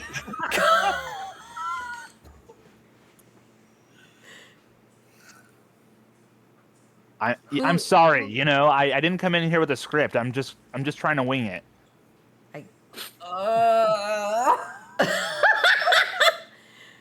If you're in chat and your name is Poyo, I need you to speak up or I'm going to remove you from the lobby. Yeah, use that beak of yours. Okay.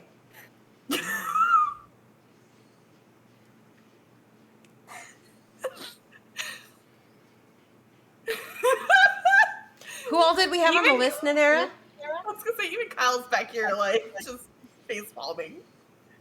I'm sorry. I'll have to hatch a new plan. I can't. I can't. I can't keep a straight face because I keep cracking.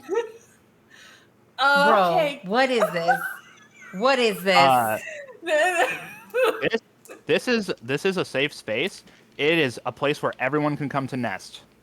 No, we're scrambling at this point. It's fine. We're here to just execute everything. So we're looking for Rex's hot. Shut up, He's Panda. in there. Everybody in here cracking yolks. Okay, who are we missing? Do we have Rex? Yeah, he's in there. Okay, Enderglaze. Yes. Okay. Omega. Yes. Yep. Madcomb. No, that's who we're missing. Where is I Love Mimikyu? Or Mimikyu Loves You or something. Madcom! Madcom. Okay, where am I getting? Okay. Don't use scrambled Covered names. his crane. I was gonna say the yoking same you. thing. I was gonna say the same thing, but I didn't want to repeat you because then you would accuse me of Mimikyu.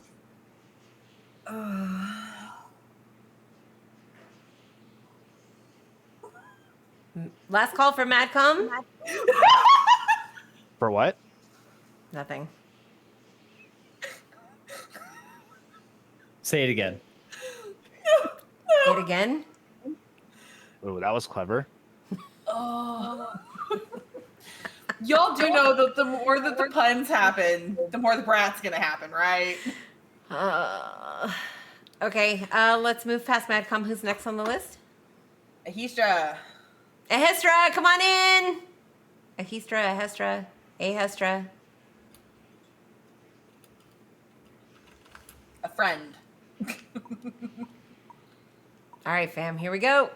Here we go. Good luck, have fun.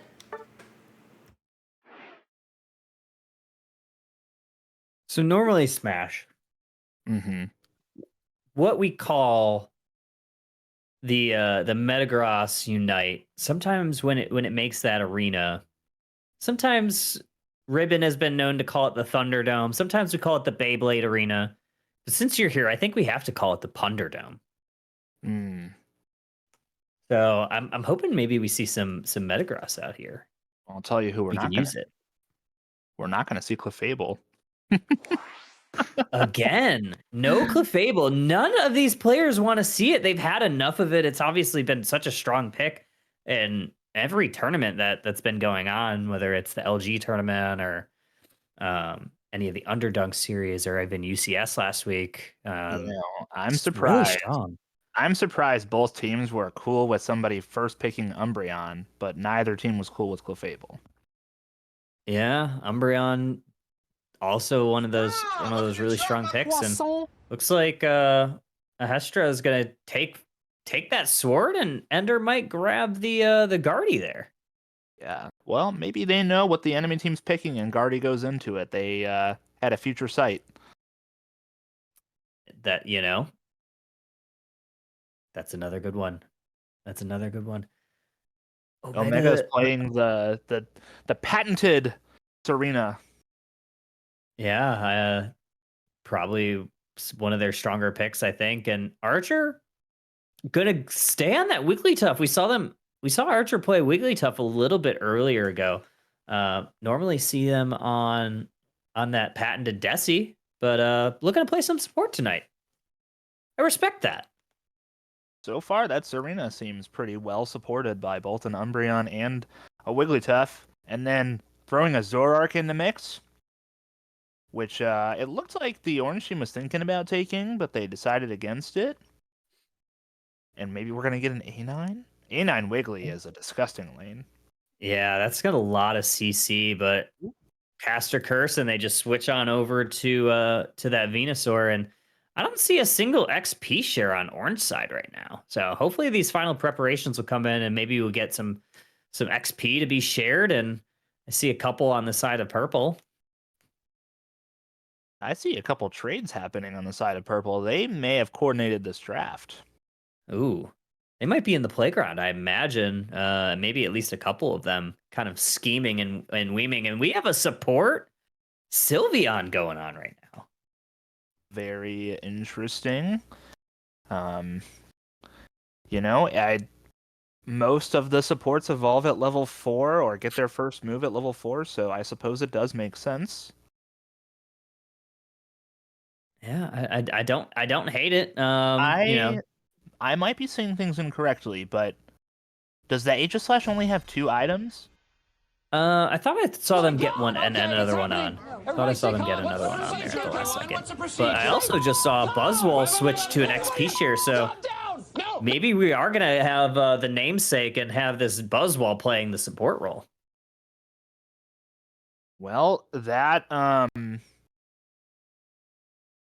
I asked for things that I haven't seen, and I suppose I'm getting it. I see a blue badge on that Buzzwole. I trust on this one, and I'll be interested to see them cook here. But here we go. We got a game. Purple side, we're gonna have Umbreon and Serena going up to that top lane, and then Jigglypuff, Bulbasaur bottom, Zoroark, jungle area for purple. On the orange side, we got Trevenant and Sylveon bottom, and Buzzwole, Guardy top, and then with the HE jungle. Oh, how the turntables. The Sylveon with the EXP share while the tree is off stacking. Yeah, you definitely don't see that every day. And we also have some points going here for orange. Buzzwole grabbing some, along with that Ralph's getting some. And they're looking to take maybe this contested farm and use that lunge to get that final secure. And we have a level 4 XP share Buzzwole down in that top path. Yeah, I guess we're finally going to hear and see what all the buzz is about. Yeah, hopefully that doesn't sting them in the end, because you never really, I'm sure that they've been itching to play Buzzwole all day, and here they go. Yeah, when I saw it at the loading screen at first, it really bugged me, but I think they're going to take a bite out of the competition, even with that EXP share on. Yeah, here we go. And orange team is absolutely scratching the itch in this bottom path, because they're getting a ton of value, and they're going to get a lot of this farm in these Altaria family. And this Bulbasaur is fighting mighty close to lead, but in the top path, purple is doing their best impression and getting a huge engage. Nice use of the dive there by Zoroark. Uses the illusion to dash out and gets another stack in. Zoroark apparently is an omnivore. Okay with eating bugs. really need to get this Wigglytuff online because they already have a Trevenant and a Sylveon in the bot lane. They do have a level 5 Ivysaur, but they still have that Jigglypuff. Ooh. Wow. Imagine getting bitten by a mosquito and stabbed by a knife. That got called out a bad Wednesday, that's for sure. But as I say that, Orange team is looking to dive in on this goal, and I Will Ego ult doesn't even have their ult, but they're looking to ego this purple team. And as I say that, Zoroark's going to dive on in, uses the illusion to try to get away, but this sword is stuck on him like glue. And 88 to 61 at the 720 mark, and these birds are going to be spawning in both lanes. The Aegislash just ate nearly all of the purple team's skills and lived through almost all of them while they were in a mean look. That was impressive. Kind of impressive. character. Yeah, Aegislash is definitely strong with. It doesn't get used a ton. I think there's definitely some counterplay there, all-rounders that are better, but every time I see one, especially if someone that's playing it's pretty proficient on it, I think it could do really well, especially if you use those the shield and sword forms really timely. But Nightfall Days does get a nice catch on that Trevenant, and Aegislash goes down as well to boot. And Serena's looking to dive in, but it's Zoroark that gets a pick off on Buzzwall. 3 members down for Orange. The combination of Mean Look, Solar Beam, and a looming Zoroark is just really tough to deal with if you're the Orange team. They don't have anything that really pokes from as far as a Venusaur, except maybe the Gardevoir, and they don't really have anything that can sustain itself against a Zoroark other than the Trevenant. So it is rough right now. They do need to get their scaling. A big Gardevoir Unite move at some point could really turn the tides here. Oh, but as we say that, we got to catch on that Serena, but Zoroark's trying to dive in, trying to pretend to be that Buzzwall, but it gets KO'd by that Aegislash, and it's actually Orange that's turning the tables here because they got 2 members down for purple, and oh, this Umbreon might be in trouble because this Buzzwall is absolutely just picking them up and acting like Superman with that superpower. Well, somebody called a SmackDown hotel because the Orange team just checked in, taking down the Tier 1 goal zone, and really evening the score up. I mean, it's a 14-point game right now. Yeah, they're cutting into that score lead, and they might be able to catch into this level lead. That was actually a pretty good engage from them, and they're going to have maybe free reign to maybe score on this bottom path or try to get a pick off of Zoroark, who's looming down there, or maybe even try to get for the objective, but Orange team is definitely looking to make something happen here. Ooh, Sylveon. That Unite move was a little bit off there, but using it just to make sure that they survive the Zoroark combo. Wigglytuff coming in with their Unite move of their own, trying to give some shields. Ooh, the Solar Beam Flash Tech. Another big Gardevoir Unite move, but the Zoroark wasn't in it, and so they paid the price for that one. Yeah, Fairy Singular. Coup de Grace Oh, gets a KO there on that Venusaur. That was actually well-timed there, but looks like it's Serena that's trying to spin to win in this bot path. And they're going to get a pick off there. They might get another on Trevenant if they can get into it, but now as I say that, the cavalry is here, and Orange team is going down 1 by 1. This beams are hitting, and this Trevenant is going to be stuck in this mean look, and they're going to be going down as well. It took a lot of effort to bring the Trevenant down there, but unfortunately, the combination of the range that the purple team has and the dive, they have characters that just seem to do it a little bit better. And so again, you know, if they don't catch the Zoroark at the very least and the Serena in the Gardevoir Unite move, it's really hard for the Orange team to take a fight. As we were talking about the Orange's struggles, they absolutely flipped the script with a huge Ultra Swole Slam by Zero Damage Buzzwole, and another really well-timed gank from that sword. They get 4 members of purple down, and looking at these levels, they've kind of caught up. They're a little bit down on the scoreboard, but overall, it's looking really strong. Yeah, I mean, they really do kind of have an experience lead here. They've got 2 level 13s, a level 12, and 2 level 11s. Umbreon's still sitting at level 10.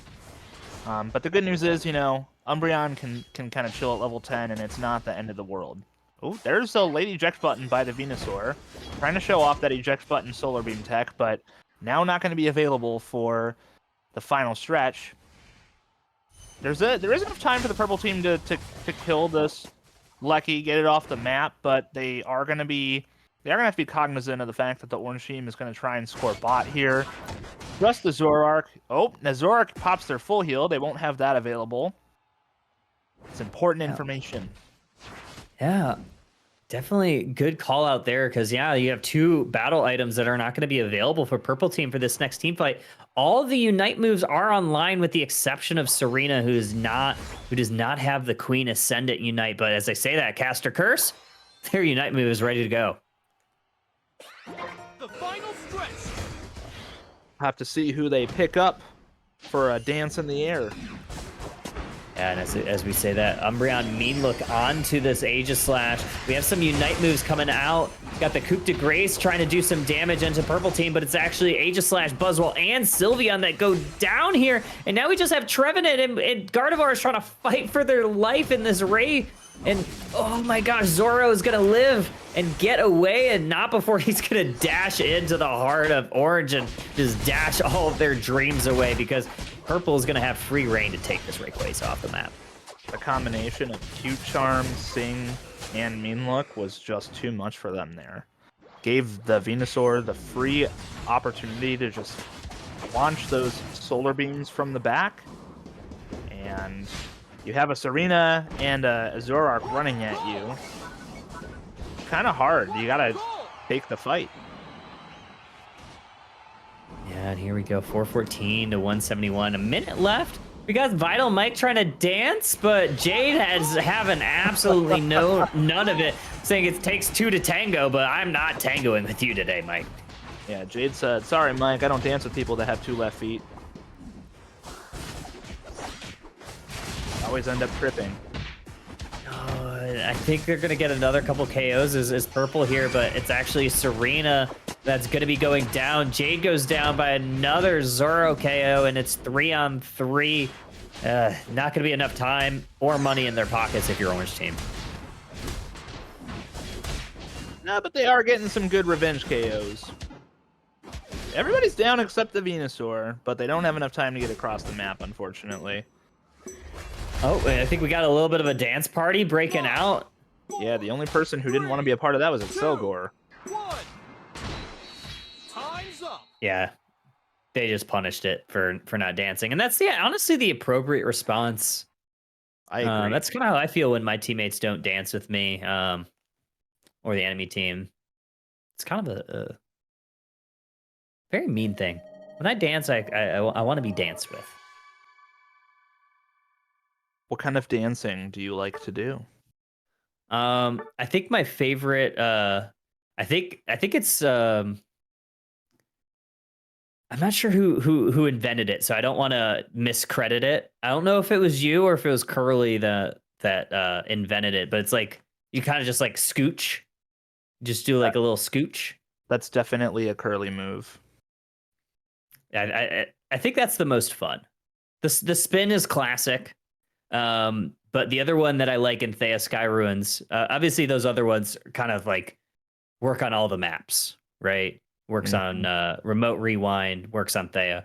But the one that I really like doing on Thea, it's going to be the Circle Pit. You go to one of those, the tornadoes that Ray puts down, and you just circle it. And sometimes you get a little bit of a conga line, and that's really fun. That does sound fun. Not a whole lot of numbers really stood out to me in this one, except the Zoroark put in really big damage, but kind of even across the board. Otherwise, mostly what you'd expect. I'm a little bit disappointed in Mike here. I think he did too many damage for my liking. Oh yeah, the 69-422. Damn it, Mikey! You overachiever, you. Yeah. That's gonna be the L for Mike. L's in chat. Too many damage. His team may have Wanted one, the but funny he lost. number. You lost the game. I just wanted the funny number. One of these times I'm gonna get that for one of my stats, and then I'll just have to quit Unite for good until I make another account. But that account will be retired. Yeah, I keep telling myself that one or more of my accounts are retired, and then I keep defying myself. Smash, how many accounts do you have total? 3. Okay. Got the Resonator. Well, so okay, the way that I do this is if you spend 2 weeks away from the game on an account, it will call you a returning player when you boot it up. And if you do all of the returning player missions, they give you a free rename card. So Oh. every season I rename at least one of my accounts. So one of them is still 1 HP Okay. in a dream. I saw you online last night. Correct. Gotta love that though. The branding is just so good. I always thought that was yours, Crunches. I thought it was like one of yours. Honestly, so fucking genius. I'm upset I didn't think of it first, but honestly, no. So I think Smash wears it. He represents the brand very well. Smash has been Smash and Mikey have been my two consistents. Every month they submit clips, and every month they go so fucking far. Smash actually made it into the finals this last time. Yep, almost. So close. Yep, it's the furthest he's been without winning at this point. So we do believe, because Mikey was the same way. So we believe in the Smash 1 HP in a dream. We believe that the branding will come full circle. We believe that Smash will at some point be the 1 HP in a dream champion. Crunches, I know you haven't seen the clips, but if I don't win it this time, I don't know. All right, chat. You heard Smash. Hi, Black You gotta- CH. How you doing? I'm looking forward to this month's 1 HP in a dream. Oh yeah. Yeah, we it's gotta gonna get be so good. Smash on that winner's stage. I'm also very excited about who our guest judge is going to be, because it is the 1 year anniversary. I think it's semi-iconic. But y'all are going to have to stay tuned and find out. Teasers. Y'all, she hasn't even told me. What? That's how you know it's on lock. That means it's real hush hush. Listen, to be Nanera, fair, I've we been know doing a lot of everything. shit and not telling Nanera about it. That's true. That's how she keeps getting grounded. Ooh. Yeah, I'm literally grounded through quarter 2 of this year. It's fine. It's fine. Worth it. She'll be ungrounded come NAIC, I promise. You weren't here for a sound check. Nanera was sweating bullets because she thought she was running late. It's fine. Mikey, She's like, she didn't tell me what time we were starting. I was like, it was on Twitter. At the gym. I don't check Twitter when I'm at the gym. So here's the thing. Normally, Nanera and I talk to each other all fucking day, every day. Today is the first day that the two of us have been completely separated, like absolutely zero communication with each other, because we were so fucking busy. So it's almost like if our brain cells don't collide at some point during the day, we're lost. Like you may as well just say, I was so lost today. Oh, nah, fam. I was We having look crunchy like withdrawals. we look like somebody AFKing in match. That's what happens. So you look like me. I've never seen you AFK in a match. Hi, Dragoon. CJ. Okay. So Oh my God, we get Mons Gaming. We get Mons Gaming. We get Mons. Let's go. Dude, have I mentioned? Okay, listen. I have a lot of people in this community that I absolutely adore, and with very, very good reason. I will stand 10 toes down and say with my entire chest that Who's Mons is one of my absolute fucking favorite people on this planet, honestly. And he's getting back into his streaming, and I watched him make a smash burger the other day, and he proceeded to take a nap afterwards, which I wasn't privy to. But honestly, like, Mons encapsulates everything that I think a chill vibe should be, and he's literally just like a very good-hearted person. Like, he's one of those souls that just like You know those memes on Twitter when people are like, just understand when you're being mean to me, this is who you're being mean to, and then it's like some adorable little thing that you just would never want to hurt in your life. Like that's Mons. Mons is like good fucking people. These are facts. It's like Yep. it's like Puss in Boots, the cat Yes. meme where it's just looking up. Yes. Yes. That is how I picture Mons all day, every day. So without further ado, we will open the next lobby and call the next 10. Smashing. I guess you could say Mons is the cat's pajamas.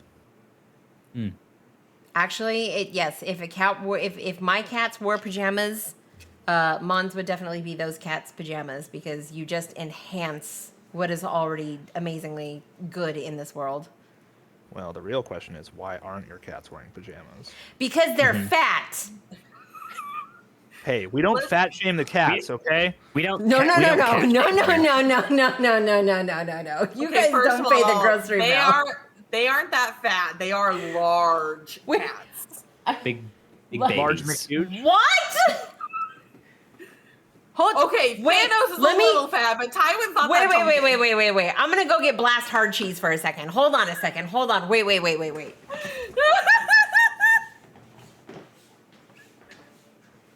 Come here. I've helped those babies. They're not that fat.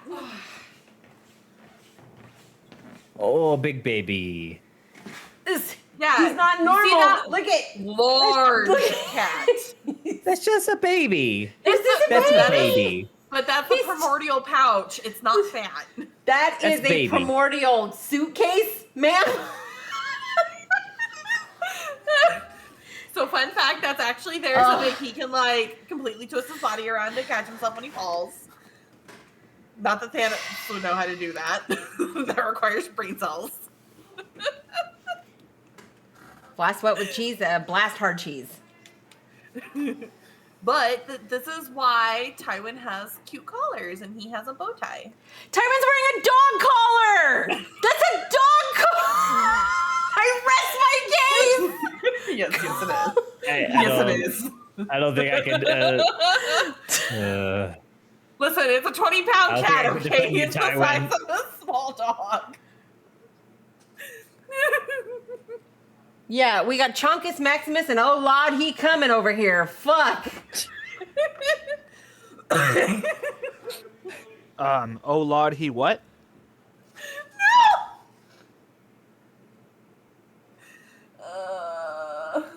What was the last word of that? I said what I said. Shut up, Kyle. Was that the soundboard or was that you just saying it? No, that was me saying it right now.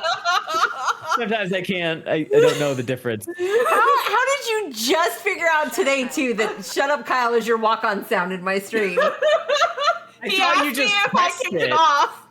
I thought you just kept pressing it. Oh, my 100% timing would be was like the narrow spectacular. pitch you ever bought. And I then have today bots was for that, immediate. sir. I have bots Today for was that. immediate. You botted me? Did I specifically ask not to be botted? Your contract says I can bot you whenever I want. Rip. Phrasing? Okay, it's Kyle? I'm a power botter. No, the girth dad. I'm ending that. Okay. Okay.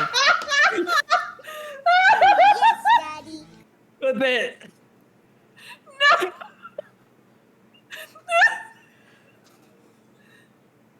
I didn't ask for this. Immediately. I didn't ask for any of this. I didn't ask for any of this. Well, didn't I we didn't all ask for any of kinda, this. didn't we all kind of ask for Girth Dad though?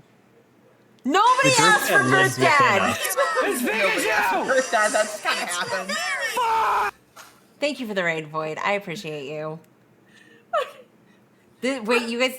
This raid message. Hold on a second. This raid message. Girth Dad says, "Have this love straight to the face." Girth Dad raid. I don't know that I want Girth Dad's love straight to this face. I don't think I do. I don't think I will. Look, just because they have a spicy raid message doesn't mean that the raid is null and void. Okay.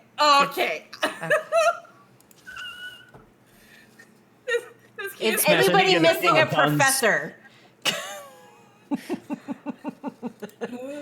Oh, get out of the lobby? Oh, you don't want to bully me? That's fine. Okay, I'll get out of the lobby then. Fine. I think that's the first time we've ever seen that. All right, in this queue we have Sentinel Siren, Squirtle's Den, Glide Borealis. Gemex City? Chanel Ayu? What? Chain Ayu? Sure. Chanel. Niska It's Vision. Chanel. Chanel. Is it Chanel? Because that's an Chanel. Oh, I. yes, Crunches. It's Chanel. Who It's dis? that's an I. Who dis? Oh, Okay. yes, Crunches. Niska Vision. Vibe checker. Security, Who the fuck is this? Gengar. They're checking our vibes, guys. It's okay. They heard about how being a bottom is in the contract for me, and they're checking the vibes.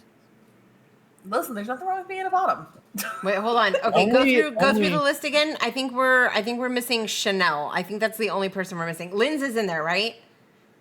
Yes. And Yes. Jen. Okay, I So, think we're yeah. only missing Chanel. Paging Chanel. Lynn's, you beautiful human being, you stay put. Okay, who Only a is Vibe bottom. Checker? I'm kicking your ass out. Hmm? What? Only a bottom would sign a contract that included a section of the contract that said they were a bottom.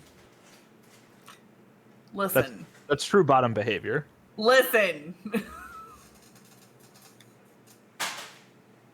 I'm listening. I'm just watching Kyle fall apart right now. I'm really upset that I cannot see this, by the way, just so you know. I'm just gonna turn off my camera. No, don't you dare. Passive bottom or power bottom? Power bottom. Power bottom. Have you met Kyle? Have you met Kyle? You, listen, wait, hold on, wait. This is important. You guys need to understand what kind of power bottom Kyle is.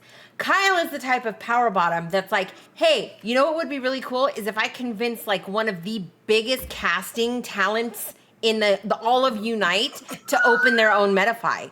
Like that would be a good idea. And hey, guess what? Doob Snacks is currently taking vouchers for him to be a casting coach on Metafy. Wonder where he got that idea. Power bottom Kyle, you're welcome. Jesus.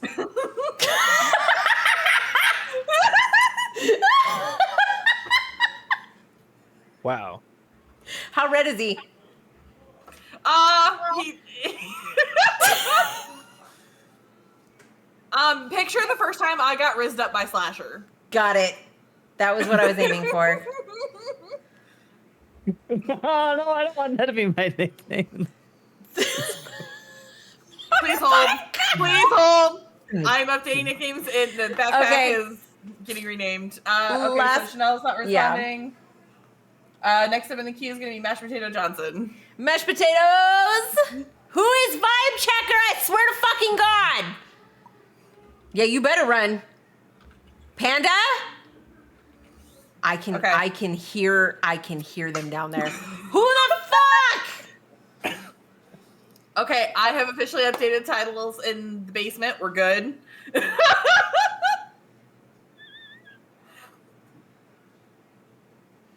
Oh boy, we're on the same page. Good, I like this. Panda's just checking on the vibes here. I fucking hate it. Skip me for now. All right, no potatoes. We're going keto. Who's next?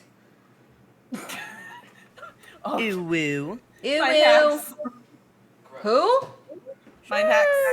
Mind hacks? Yes. Mind hacks. Why are you running? Why are you running? Okay, there we go. Who is this?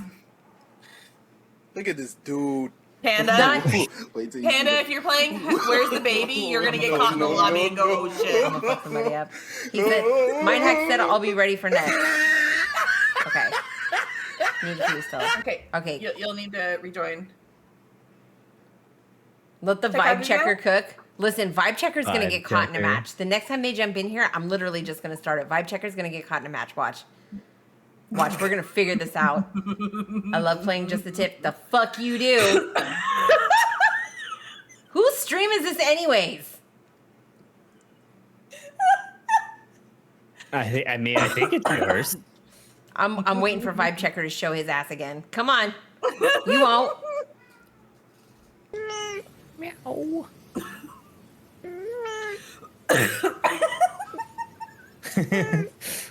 Panda.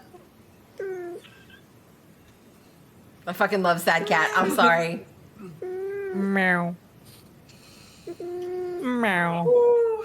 All Where the right. Redders are trashing the points don't matter. Whose stream is it anyway? Game show coming next month. All right, next. Kaguya, if I'm saying that correctly. Piss off, Can Ghost. can I contribute to the game show? What? Yes. I want to host a game show with you. Dude, you okay? Smash is. I tell me I'm wrong. Smash would be the ultimate game show host. Facts. I honestly couldn't think of someone that would be better at it. I think there's a conversation to be had. Maybe if you could get Bob Barker, but I don't know. Well, I am a very, very distant cousin of the Buffers. So you know that All I right, could Mind Hacks. I am dropping you to a different spot. Steve Harvey. bring- I feel like sometimes I feel like Steve Harvey on Family Feud. The way that y'all show up in here and just fucking roll me every chance you get. Honestly, I've watched enough Family Feud that Steve Harvey has it rough.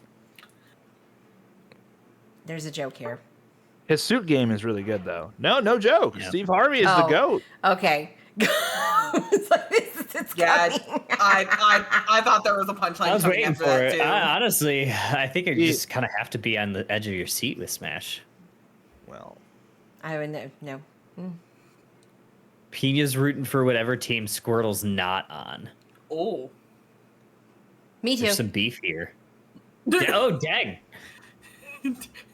Hey, isn't that your jungler for Saturday?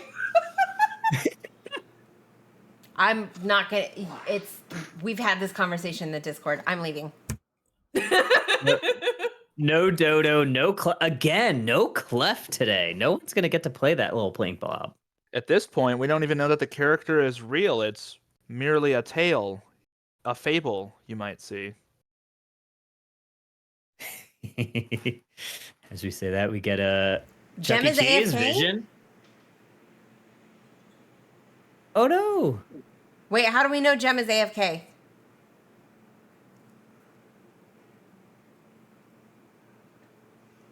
Roro Raggy.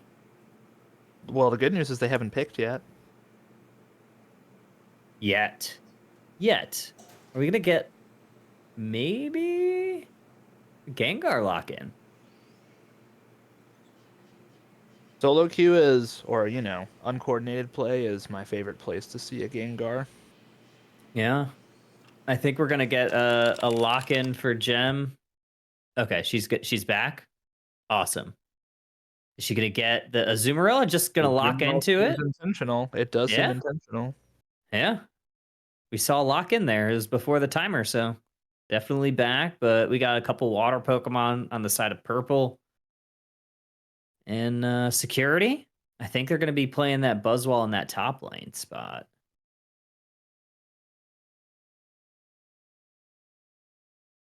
Unless they do Nope. something wild with it.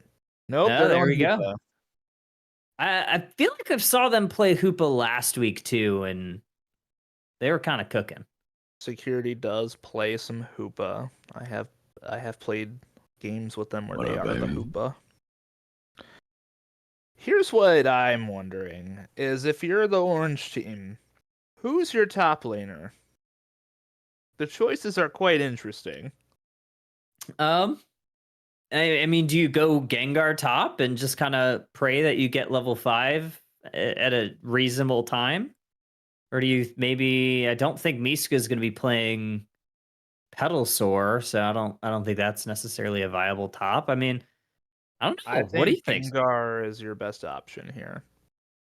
Between Delphox, Venusaur, and Gengar, and I say those three because Hoopa and Umbreon both have an EXP share, so presumably they are going to split lanes. Between those three, Gengar has the best early game secure, and it gets the most value out of being level 5. Venusaur gets Sludge Bomb or Giga Drain at level 5, which don't really necessarily pick up KOs. Delphox gets nothing at level 5, but Gengar gets either Dream Eater or Hex at level 5, which allows it to get resets. So I think if you're going to put one of those at the top lane and get some early scores in, try to get that fast level 5, it's probably the Gengar. Yeah, I think you. Yeah, I think we're gonna have to see, right? I mean, we're getting into your purple side. They're gonna be taking this Dragapult to the central area. Top lane for purple, we got the Azu and the Pika trying to make Crunches proud up there in the top lane. And then it looks like we got Bulbasaur, but it looks like Hoopa's gonna be trying for maybe a sneaky invade early on. Against a Dragapult, don't blame them. They unfortunately don't get the blue buff, but it does look like they're going toe-to-toe with this Dragapult pretty effectively. Gonna get the berry there. Oh, that's definitely gonna give them the advantage. Oh, they do get away because of the Shedinja doll. But they've bought a lot of time, and so that Delphox is gonna get level 5 before the Dreepy does. I will say I actually like the Pikachu in the top lane. I've run some EXP share support Pika in the top lane for like a Buzzwall. And then you just Volt Tackle them, and Buzzwole gets to do their combo for free on somebody. Ooh, that could possibly be what they're doing in this top lane. But we got 3 members of Orange down here in the bot lane trying to take these birds off the map. Dragapult not able to get there in time, but it's going to be coming here with the Phantom Force. Gets a KO from Delphox, gets a KO on that Ghastly. So that Phantom Force, although they go down, they're going to get that much needed stack on the attack for their Phantom Force. Yeah, you hate to play.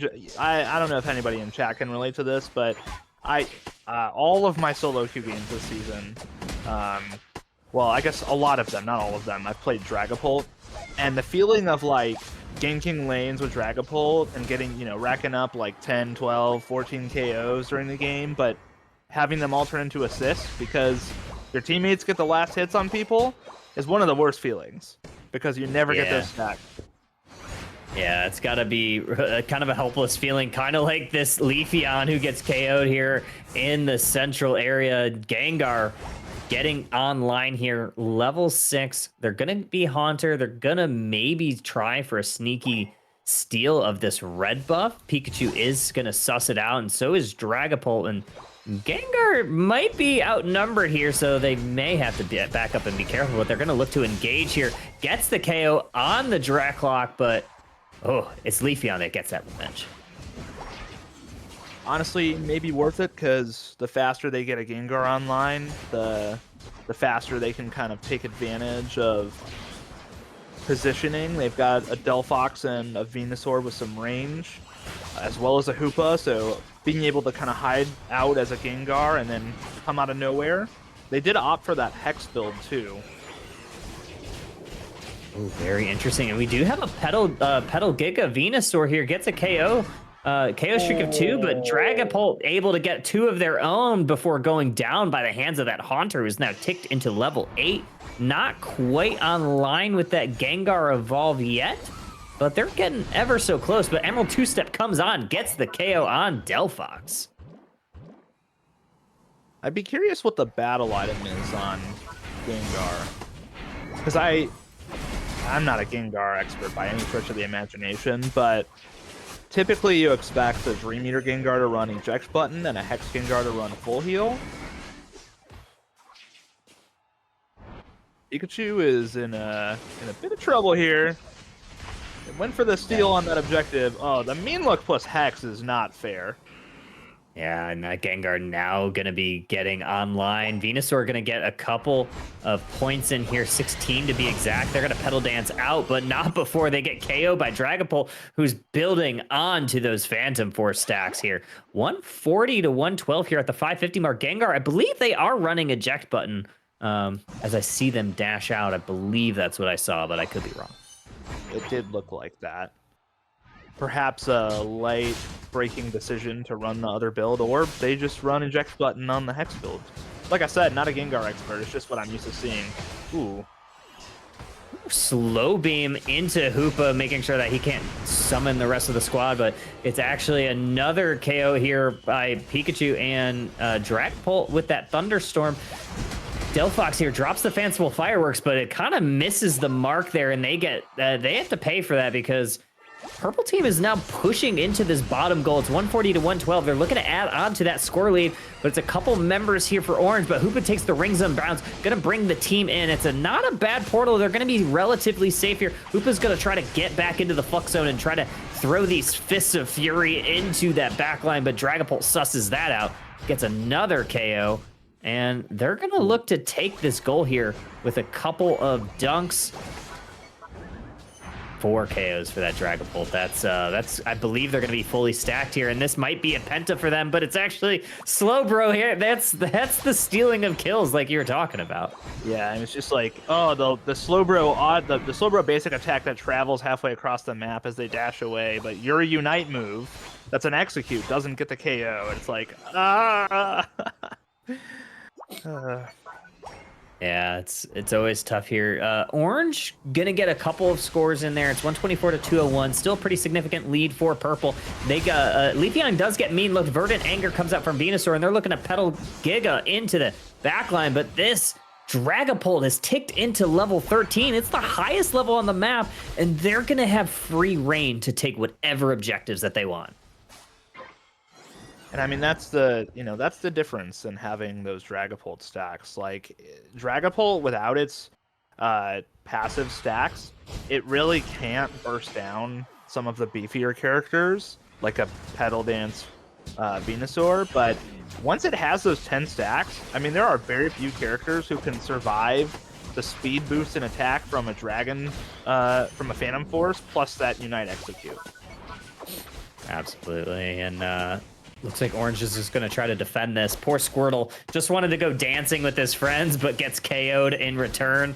201, 124 here at the 310 mark. Purple team's just going to kind of get position, make sure that they're manning all their goals, protecting from any caps here, because they have a pretty commanding lead, not only in the score by 80 points, but also in levels.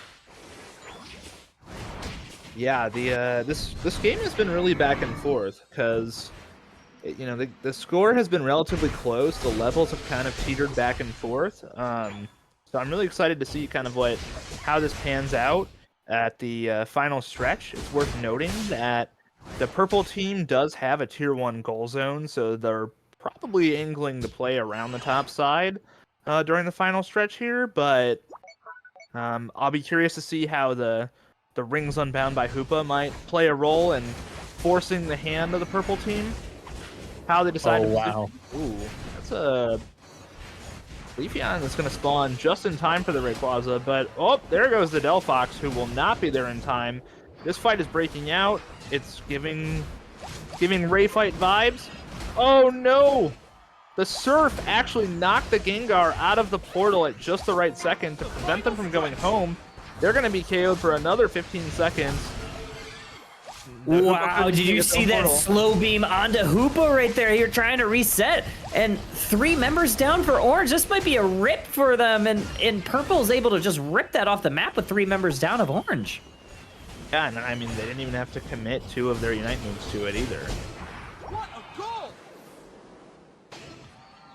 If I'm the Orange team here, and I was a 5 stack, and I was looking back at the tape, trying to play aggressively on that tier 1 at the 220 mark really just gave the purple team the advantage. Not only did it give them vision, but it allowed them to get some KOs that kind of forced the Orange team to stagger into the Ray Pit, and they just got taken out as they came in, which gave the purple team free reign to just rip the Rayquaza without much interference at all. Yeah, I completely agree with you. Very good analysis of kind of how that played out. And you thought that there for a second, Orange might have had a little bit of advantage. They got that pick on the Leafeon, but Purple really just kind of turned that tide once they got that Delphox. Yeah, the Delphox going down is a huge deal. It's your anti-healing Unite move. It's one of your greatest ways to create space or deny space in the Ray Pit. It's tough, Because if I'm Dragapult, I don't want to be standing on that Delphox Unite move at any point. So I'm not going to try and go poke the Rayquaza as long as that is on the board. Oof. Adding insult to injury gets that Umbreon here in the last 10 seconds. Hoopa's going to bring the Rings Unbound. Are we going to get a little bit of a dance party here, maybe? 3, 2, 1. No one wanted to dance. We saw some dancing earlier. I thought we were bringing the Rings Unbound to have a little dance party on orange base, but guess that's not the play. Now, one thing the orange team could have done here is they could have waited a little bit longer, had somebody who has some mobility, like maybe the Pedal Dance Venusaur, try to go get a cap on the top tier 1, and then have the Hoopa positioned in a safe place at the bottom side of the Ray Pit to unite to bring them in. And that could have given them the lead. Then they could have had the Unbound Hoopa to like kind of, force the fight in their favor. But even that is a risky play. Just when the enemy team has a tier 1 goal zone still, you want to play on the Ray Pit on the opposite side of that goal. Yeah, that makes a lot of sense because I believe the logic there is since you have if the enemy team has that ability to get to that goal, they are going to have a little bit more luxury of having some shields. Is that fair analysis? Yeah, so the team that has the tier 1 goal zone, they have quick access to shields and healing. It's really difficult to take an even fight when one team has shields and healing and the other doesn't. And they have the speed flux zone too. They can move faster than you can if you're pushing into them. So, you want to force the fight where you're on a little bit more even territory. And so my dog agrees. The infamous Allie. Yeah, there must have been a breeze or something, because she's looking at the window like, no one better come take my food. Always got to be guarding. Maybe she wanted to cast too. Maybe she heard how much fun we're having and wanted to get in on the action. She's actually been a very good girl, quietly watching the whole time, not causing any ruckus here. We love that. All right, casters, are you good to go again?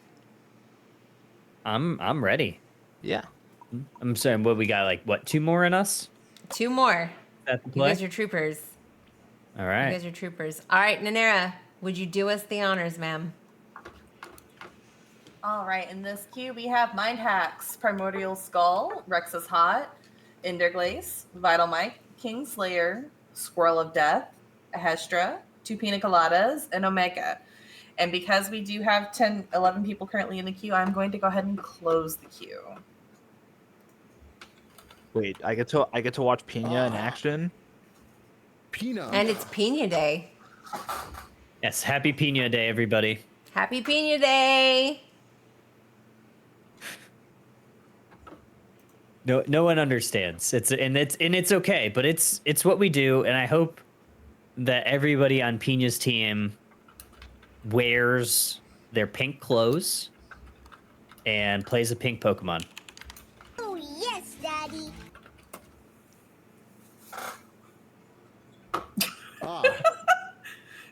Pina.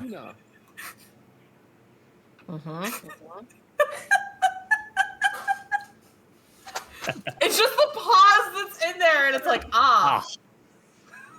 Pina. Wait, what is the context to that? Oh God, do I want to know? I feel like Pina would be the best person to explain. Looks at Pina. We don't need to share the context. Oh, now I'm even more curious. Having a good day. Oh! And Ender's saying Pina. I have questions. I feel like everybody calls her Pina because they don't understand that it's Pina, like Pina Colada. What is a Pina Gross. though? Like, I don't know. But I don't kinda think have you want to know one the answer to for that each question. hand. Will we set sail with Captain Morgan? That's a different kind of cocktail, am You I know, right? Oh Princess, my Princess, god. Yes. Kyle. I could tell you what a pina was, but I think I'd get in a lot of trouble for that. I Okay. can't. I can't. the I hell? just can't.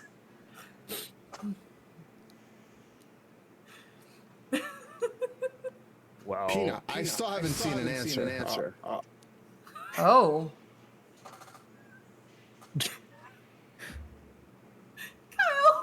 Say happy Day, everyone. how does Who Kyle gave you a have? soundboard? My God! Okay, it's I'm gonna download those. procedure, everyone. What's the procedure? It's Daddy Mage. Oh my lord, it's Daddy Mage with the raid. Okay. Oh, yes, Do I- Daddy. Nope, not a channel point redeem. Not doing it. Not doing it.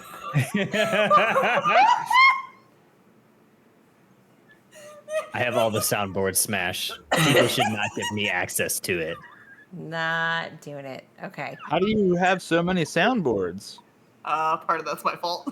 Nanera, It's mostly Nanera's fault. Nanera, run down this list. Run down this list for me again for science. Oh yes, Daddy. Just for shits and giggles, run down this list for me real quick. Mind hacks. Get fucked, Cara. Wait, I can't hear you. Start again. Mind hacks. Primordial Skull. Uh-huh. Rex is hot. Ender Uh-huh. Glaze. Vital Mike. Kingslayer. Squirrel of Death. A Hestra. 2 Pina Coladas. And Omega. Or Omega. Technically, it's a Q though. Omeka. I figured it out. We're going. Okay. I know who that is. Who is the vibe checker? It's Squirrel. Goddamn it, squirrel. I get it. That's a good name too. Well done. Well done, Squirrel. You know what? Now that I'm thinking about it, I feel like he told us that too. Honestly, I think he had. And I don't know who did the duck, but Squirrel loves using the duck one when we're in VCs. So that's honestly appropriate. I right want to there. point out we finally have a game where Clef is not banned. Will there be a Clef? Second thing to point out is double Umbreon ban. Smart choice. And what do you mean a bird? We got a bird first pick?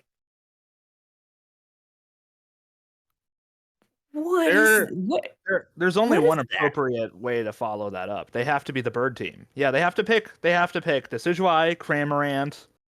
What other birds are there? There has to Dodrio. They have to be the bird team. That's Are the they only. birding? I don't know. I don't think they really want to ruffle any feathers. Hey, I believe they can fly. I don't know if it was your turn to speak. I think the pecking order is a little different right there, but Oh my God! Stop. If you don't stop that, Kyle, Crunches is going to migrate away. I hate it here. Well, okay, they got 4 birds. They got 4 birds and a. I don't know what Who- Gardevoir is. Who rolled no Bertus allowed? I don't know. All of our chirping is not going to do a whole lot of work on this team, but what do you got? Pika on the other side? All right. I haven't They seen have- Mindhack play Pika. They have double Electric Cat. Sheesh. Against 4 birds? Can't say I'm too shocked about that one. I wonder if we're going to get a Buzzwole support again. I don't think it doesn't appear so. It looks like if I was running that exact item set on Buzzwole, I would be invading. Not that Buzzwoles Yeah. are good invade, Although Leech Life, or Fell Stinger, I mean, does have really good secure if you have your muscle gauge built up, but Oh yeah. if I was running that exact build on Buzzwole, I would be invading, just because you're not stacking, you have a float stone. He wants to go fast. And I like the apple on Wigglytuff. Especially since I mean, I guess you do have Hoopa for healing, but I think apple is a little bit underrated on Wigglytuff. Kind of helps you keep staying in the fight. You can kind of peel off of the fight, let that kick in, get some heals, stay in the fight. I don't think it's as bad as people think. If you are able to spend a decent amount of time kind of away from the fight, it isn't the worst item. The problem is just this game counts so many different things as combat, you know, that it's you got to really know how to keep track of that timer to get value out of it. Absolutely. What is your Wigglytuff build of choice? I've been playing it with. I've actually played a lot of Wigglytuff lately. Been running Focus Band, EXP Share, and Resonant Guard. Okay, I like it. I think it's a strong set. And I play Sing, and I had been playing Double Slap, but since they decided to let Dazzling Gleam do damage again, I've reverted back to Dazzling Gleam. Reason being that Double Slap is RNG, right? You never know how many you're gonna get. Dazzling Gleam is just like consistent damage, and so it's a lot easier to secure things and kind of know when I'm gonna get a KO versus when I'm not. With Dazzling Gleam. Yeah, and here we go. We got Talonflame in this bot path. It's time to roll out, says the Autobots. And Scrambles is going to spark on into the enemy blue line. Electro Web hits the Talonflame, but Talon's going to try to dive in here. Are they going to get a KO? Nice use of Shedinja Doll by Pikachu to be able to stall that fight out. They get a couple KOs to boot. Triple KO for the Zeraora.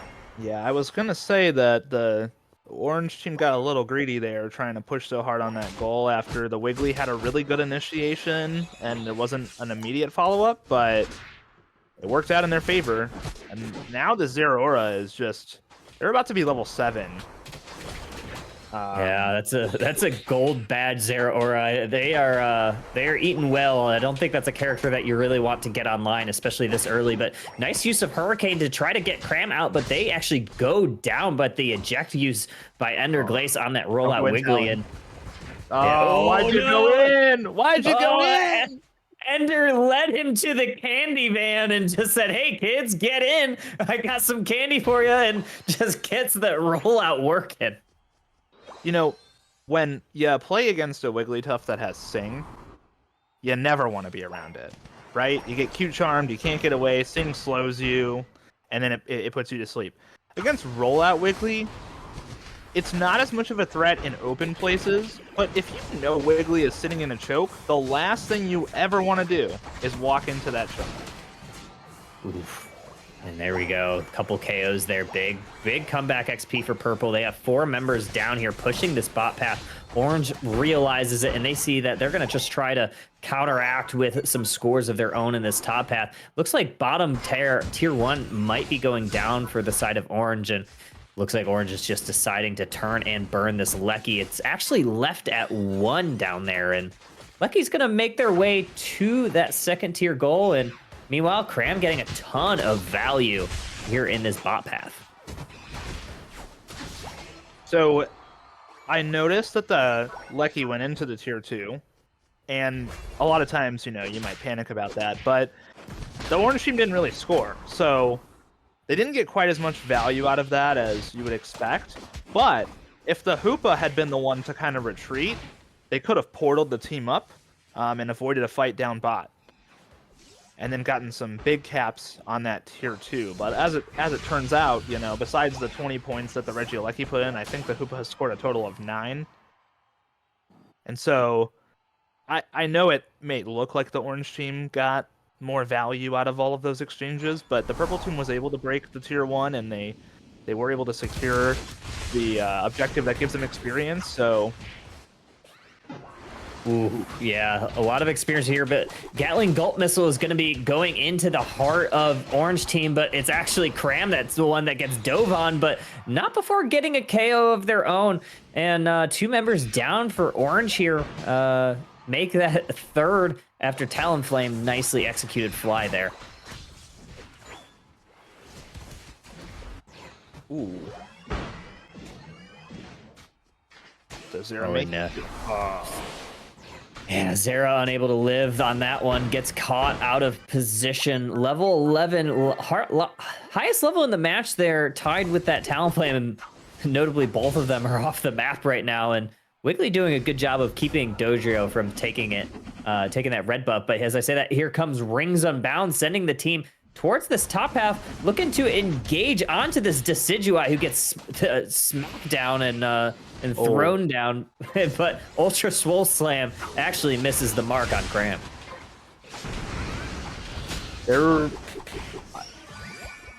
I am just trying to figure out what's happening here. This is chaos. The Rings Unbound, just both of the objectives still had a countdown timer. I think they just wanted blood. I think at this point they're just trying to pick a fight. Yeah, they were trying to get 2 birds with 1 stone right there, but it's actually a little bit of trading that going on here. Buzzball is only half health here. He's going to try to engage on this Cram. He might get that KO, looking to maybe get that Gardevoir as well, but he's just going to go ahead and back up. They know that they need some health, and this basement Reggie should be able to get shredded by Desi Dodo, but it's actually Dodo trying to peek around the corner and gets KO'd by themselves. And Desi's gonna be maybe out of position. I'd try to back up if I were them. Yeah, it's just the Decidueye and the Gardevoir. They don't really have. They had a moment up there. They had an opportunity where the Decidueye could have kept firing those Spirit Shackles, and the Orange Team was fairly low on health. Okay, well, the Gardevoir does get the Pikachu there. Another Rings Unbound. Wow, Hoopa got their Unite move back pretty quickly there. Yeah, they're able to get it pretty quickly, and here comes the Spark Volt Volt Tackle, or Wild Charge is the move. Holy cow. Onto the Gardevoir. Top lane, we have the double birds getting that Regieleki. They're going to just try to farm up this jungle area. The Zeraora almost ticking into level 13. They do exactly that. Buzzball kind of get caught in the enemy jungle there.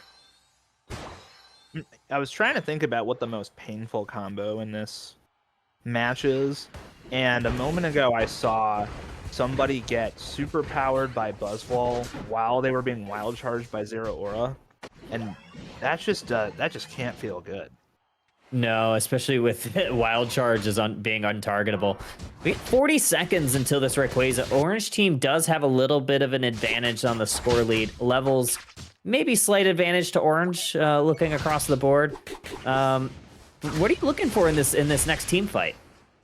Well, let's hope the Dodrio gets their Unite move back.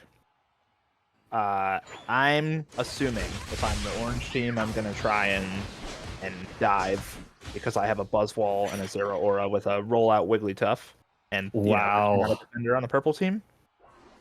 Wow, the catches that Orange team is getting right now. I'm thinking back to the draft and thinking that last pick by Mind Hacks, that Pikachu. That was very strategic there, and then knowing that he's going to be going Volt Tackle into both this Dodrio and probably this Talonflame, I'm going to look for some big catches by him. Yeah, and I mean, electric types are super effective against flying types. So...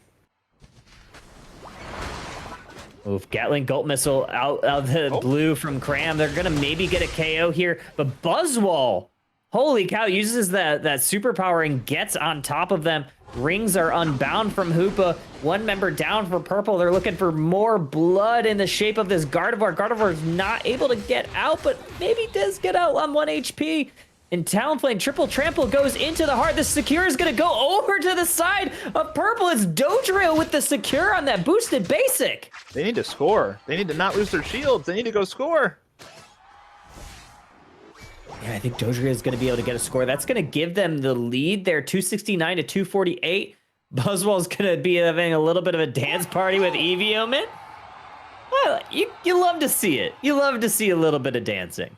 That's what I was trying to say before when you were asking me about the final stretch. Is the Dodrio Unite move, even more than the Talonflame Fly secure, can really change the outcome of a Rayquaza fight because. Oh, well, here we go. Now you've made the man mad. Scrambles is looking to now draw some blood. Maybe a counteroffensive now from Orange now that the dance party's over. I think Scrambles is saying it's too late for Tatango. We're going to go get a KO here. He does just that. There's 15 seconds left in this match. They're down by a little bit more than 100. They're going to need some scores here, Smash. Yeah, I don't think the Cramorant got 100, so I don't think they even have sufficient time.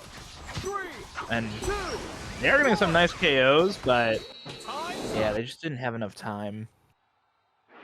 Not enough time on the clock. Not enough money in their pockets. Sad one to lose for Orange. If I could summarize that last 30 seconds there, this is why we can't have nice things, people. Is it because we break them? We had to take them?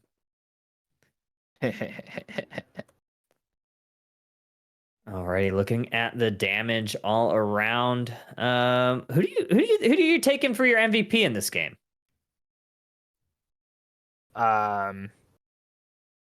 It's a tough call because I think that, like you said, the Pikachu had some really good initiations, lockdowns on the opposing team. But you know, the Dodrio coming in and helping get that secure on the Rayquaza, knocking up the enemy team, not giving up, was a pretty big moment for me. Yeah, it's hard to pick really one. I liked Mindhax's play. Maybe giving it to Scrambles there early on, and then kind of turning on the burners. He said he had bad blood with Dodrio there after breaking up that dance party. Yeah, the Zeraora was definitely cooking early game. They had level 7 really fast, which is, you love to see that on a Zeraora. Mm-hmm. Alrighty. He said take me out of the queue because I snuck in the last match. Do we have a full lobby, Nanera? I believe we will. Okay, fantastic. And this is yeah, the last game, correct? I have questions about the rollout Wiggly though. Like we managed to catch not one but 2 instances of that rollout Wiggly just catching somebody in that choke and just obliterating them. Like we don't see very many rollout Wigglies. Like seeing double slap has been the meta for some time. Oh, I'm gonna send you a meme. So Ender is notorious for playing rollout Wiggly, and I'm gonna send you a meme here because, and I can't take credit for it. It's actually Pina's meme. It's one of the best memes of all time. Let me find it here for you, and I'll link it in chat.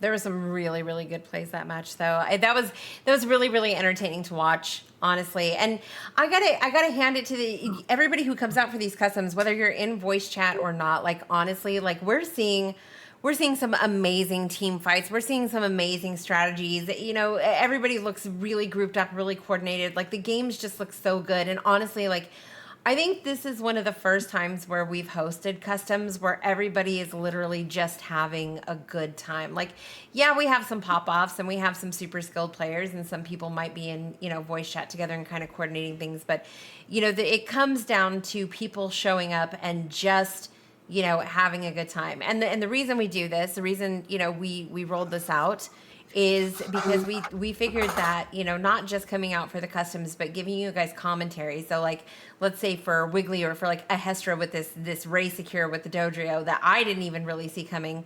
You guys have the ability to go in and clip that and you get commentary on it. And I think that's just kind of a really cool thing for you guys,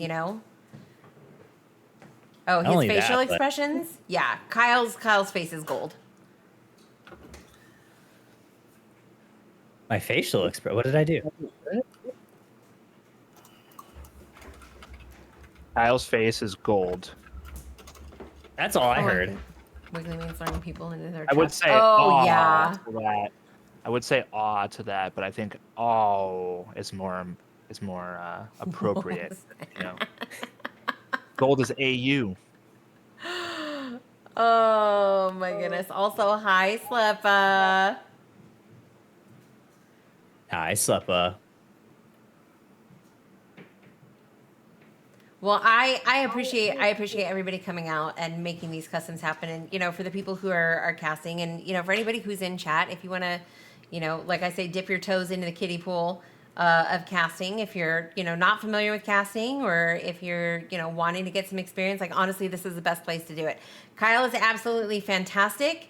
And we do this for the community. So honestly, like if you want to come out, you want to try your hand at color commentary, you want to try your hand at, an analyst position, like honestly, that's what this is here for, is, for people to just have a safe space to come out and try something new, and that includes being part of the custom lobby. So I'm all too happy to host this and sit back and let y'all game.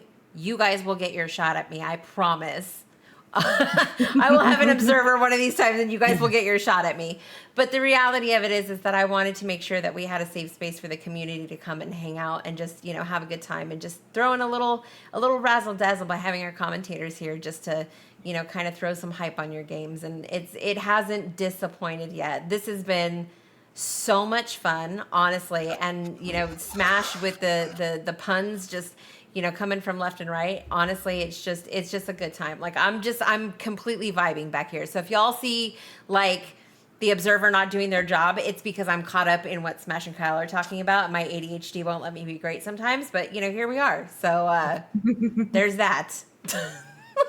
I'm waiting for the day that Crunches submits her name into the forum to cast.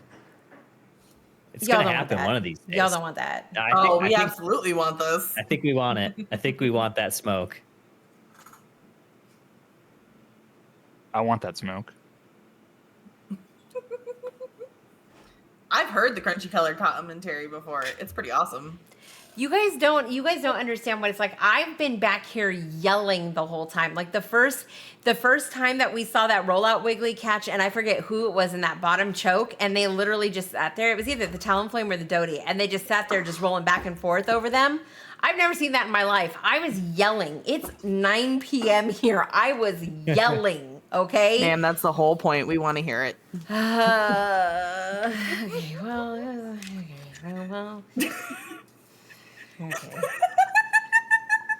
All right. Well, you guys can start a petition then.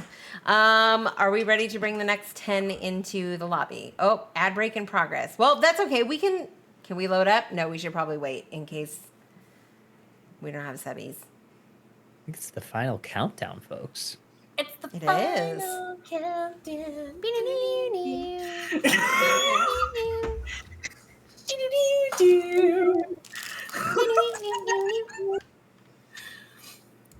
This is why you're my favorite. Between this and the Oscar Mayer song, right? Yes. Hey, I think Crunchy. Panda hates it so much. Yes. Using that. Guess who just went live? Oh no. Who? No. Gasms.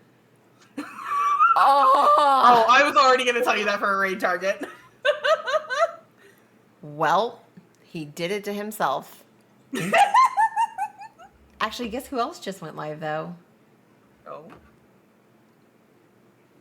Not from the playground. Papa Degen? Is Degen gaming? What is this? Oh, yes, he is. Crunches. ¿Qué pasó? What happened? Look at your Discord DMs. I literally did it. What the fuck?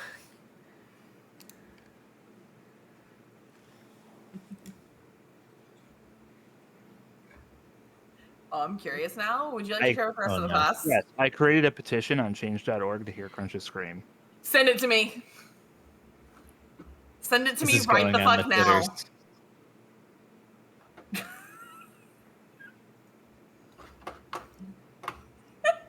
It's literally on change.org. It's You said do it, so naturally I did. Smash is a doer. He's not a, I'm not a don'ter. He's not just gonna. Yeah, he's not a don'ter. He's not gonna sit on his hands and just let things go. He's gonna take action. Wait, Linz, is that us? This could be us, but is that us? Is it us?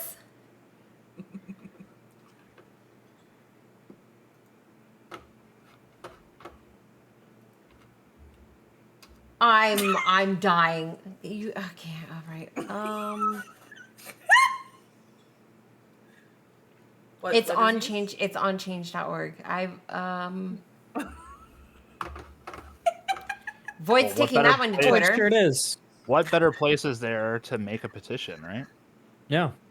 If we get enough signatures, the Congress will have to debate this. It'll make its way to the floor.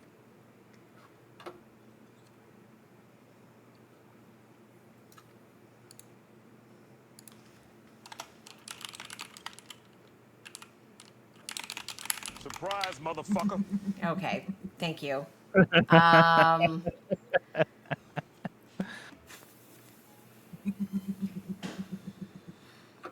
Oh, yes, Daddy. Nope. That is a hell no, Daddy. That is. Woo! Panda. They started a petition on change.org to get me to cast.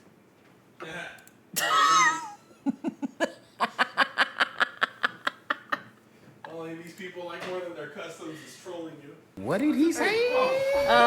Thick, girthy roots now. Be the change you want to see. I'm done. Okay, let's call this lobby. Let's call this lobby. Oh Lord. All right, we have who's Mons. Mons.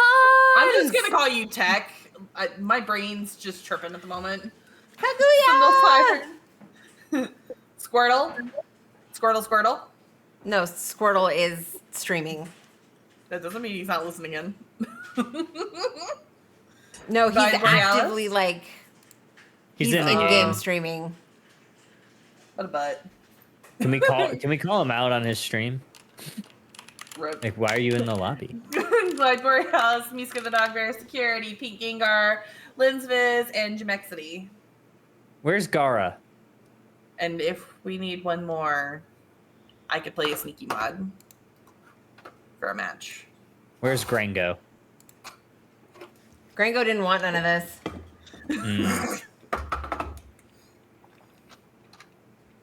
It was the tweet that I tweeted at him earlier today, wasn't it?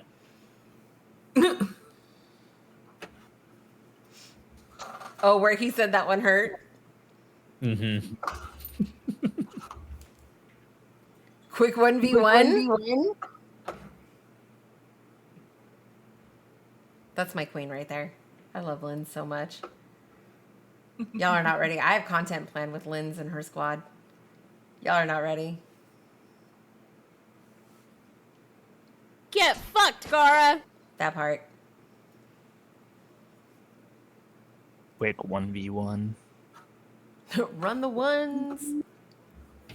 It's really too bad that they haven't created like the equivalent of Mid Wars or something like that for this game yet.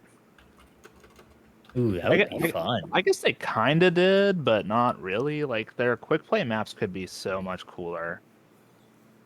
I agree. It kind of needs like a little bit of a shakeup, just something new. Like even like the Panic Parade, like they brought it back. Like give us something new and fun and something. Well, there's how you identify the Move of Chaos squad right there. Yep.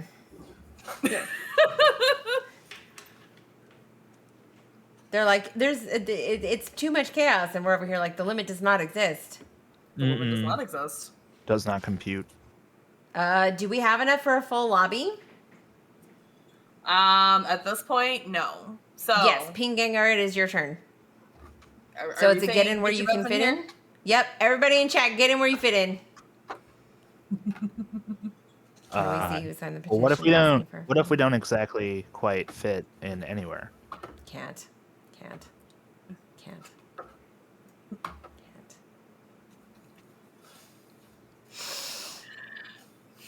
Raven, get in here.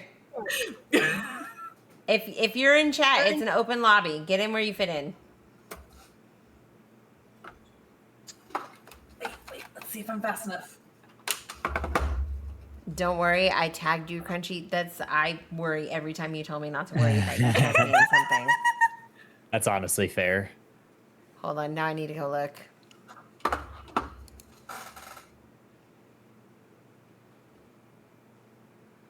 Only 3 people have signed it. Void. Hey, I tried to, and it said 0 after I signed it. So I don't know if it's signed. No, it shows that you signed it. Okay. It's only ever ended while I'm wearing a shirt from when I did it last time. Oh, congratulations, Hydra! Oh, there's Kakuya! I love it. The Hobie Brown and Day Night community. Congrats. We'll see if I'm fast enough. That's what she... Never mind. Let's hope that's not what she said. Right? That's his fingers on Twitch? You have to Oh, I thought that was Or slow. I thought that was one of my esteemed titles. Yeah, but I type faster than you.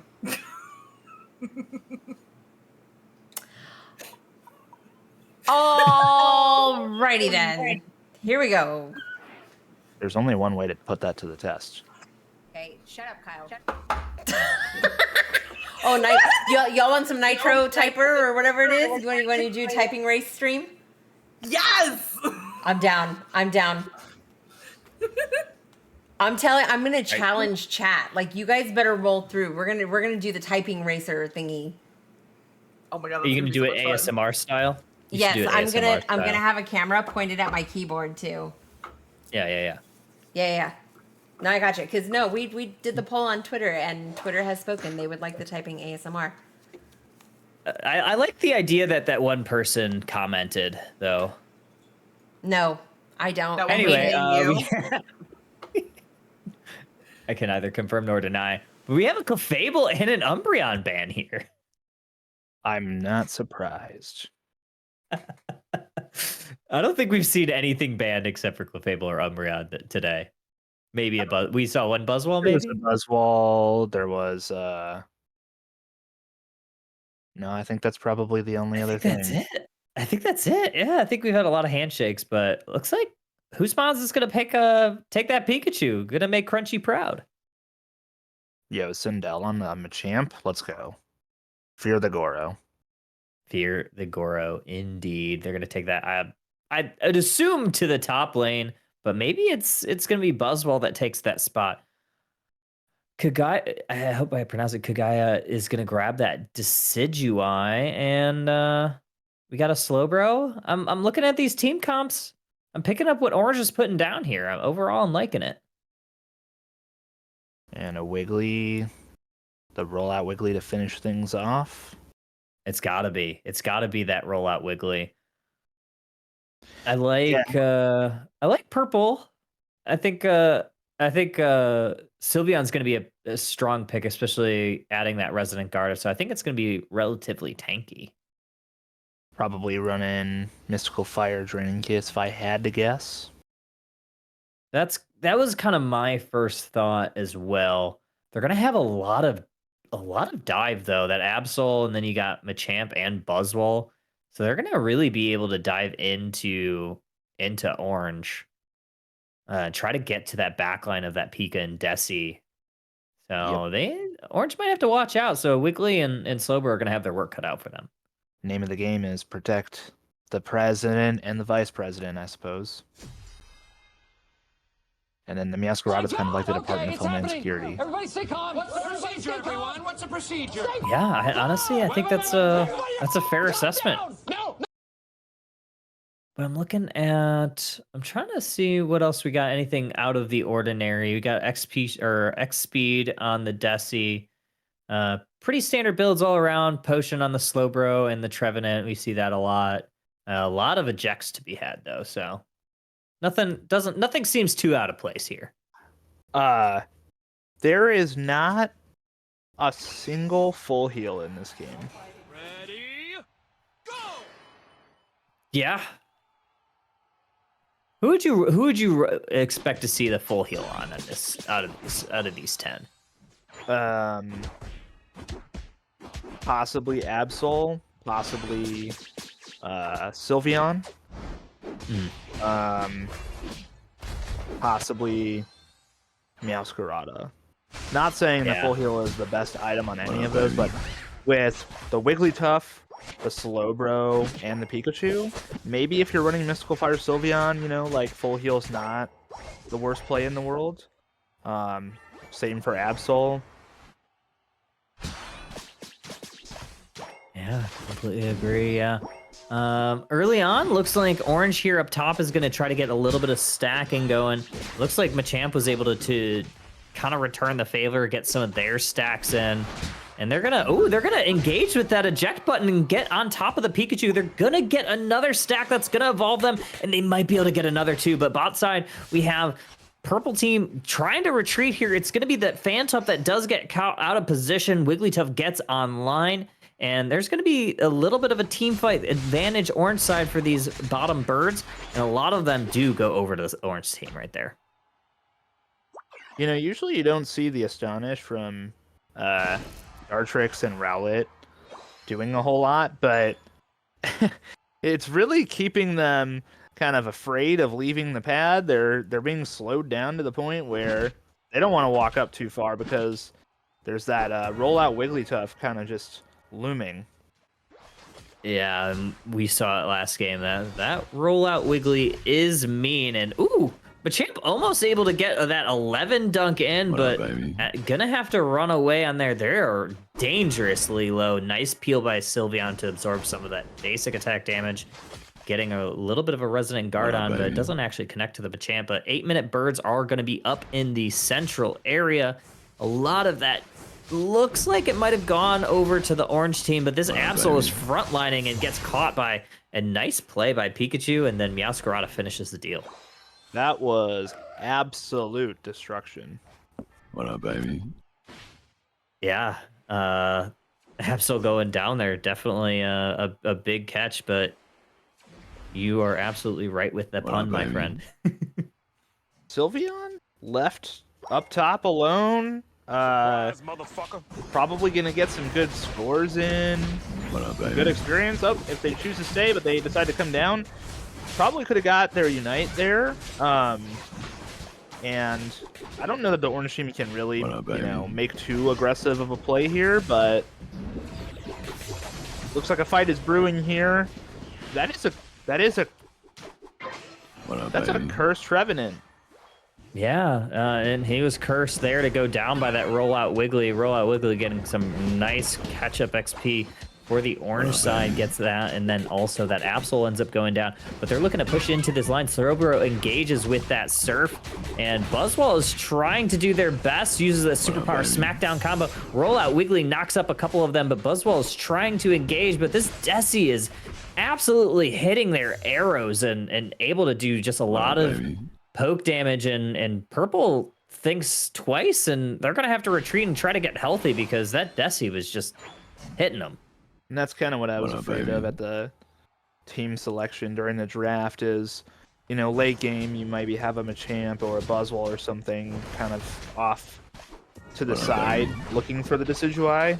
But in fights like that, where you have to kind of play front to back because there's a goal zone on each side, it's just so hard for the purple team to get on top of the Decidueye. And so, yeah, like maybe they pick off the Wigglytuff or the Meowscarada, but the Wigglytuff and the Slowbro are absorbing all of that damage while the Decidueye is just sitting back at full HP, throwing off arrows to poke at the purple team until they can't really fight anymore. Yeah, and really huge engage there by Meowscarada, getting off their Floral Flourish Unite move and getting a couple KOs, giving Orange Team some space to not only break that goal, but set it up with a pretty hefty overcap of about, I believe it was like 28 points on their overcap, but this is actually a submission Machamp, and they get a nice little hit onto Decidueye, but the Barrage Blow is popped, gets a submission, but he's going to go for that Pikachu with that Barrage Blow. Second hit, gets that KO streak of 2, uses that cross chop, and ooh, unable to finish the job on those last 2 there. Yeah, I mean, there are very rare cases where I think, you know, you can make some plays with submission, but more of a dynamic puncher myself. Ooh, Slow Beam goes onto the Trevenant, but it's not enough damage to take it out. They're gonna Horn Leech away, and Orange is gonna have to regather here, but Sylveon does go down to that Electro Ball. Another Volt Tackle into Decidueye, or into Machamp, however, is cleaned up by that Meowscarada. Another engage here. And Meowscarada is absolutely cooking, gets another KO streak of 2, make it 3. Oh my goodness. Oh, the Floral Flourish to finish off the 4-piece, give them some extra fries. 420 mark, and that cat is absolutely blazing.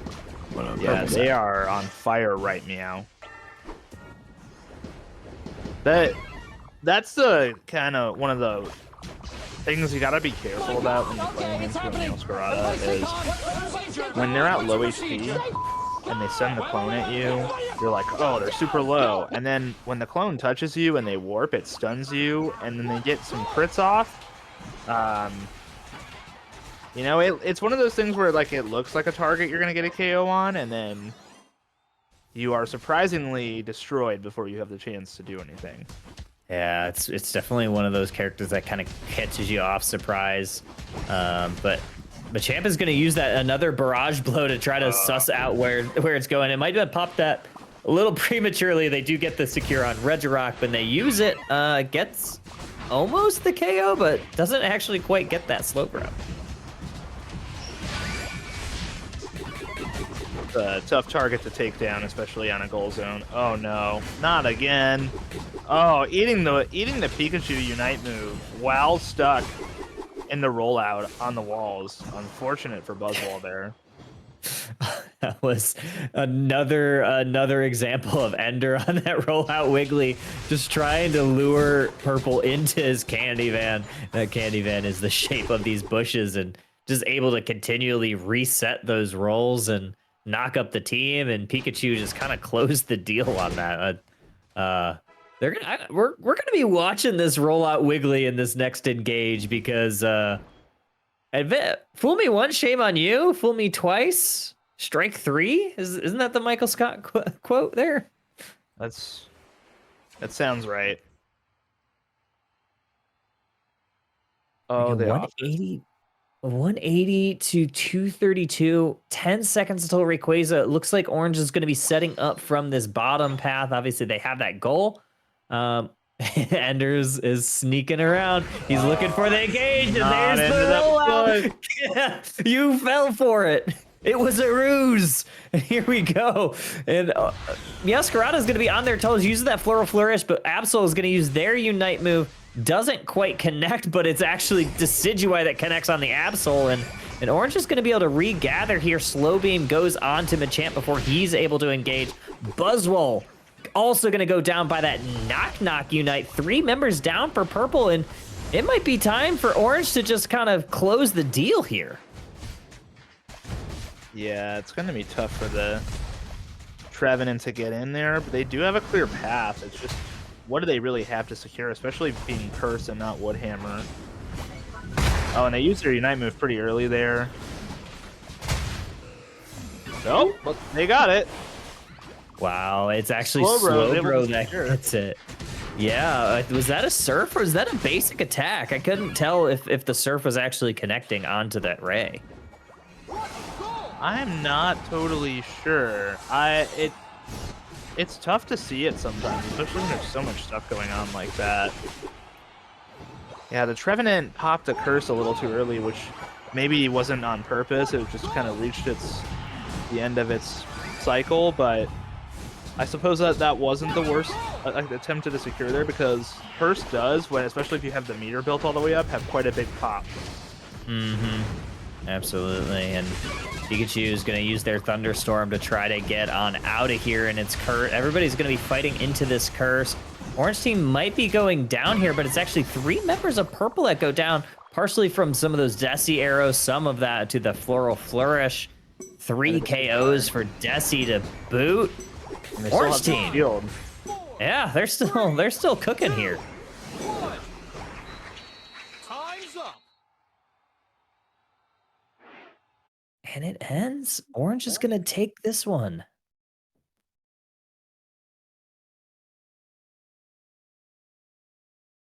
Let's see what these final scores are gonna look like. But overall, yeah, 884 to 180.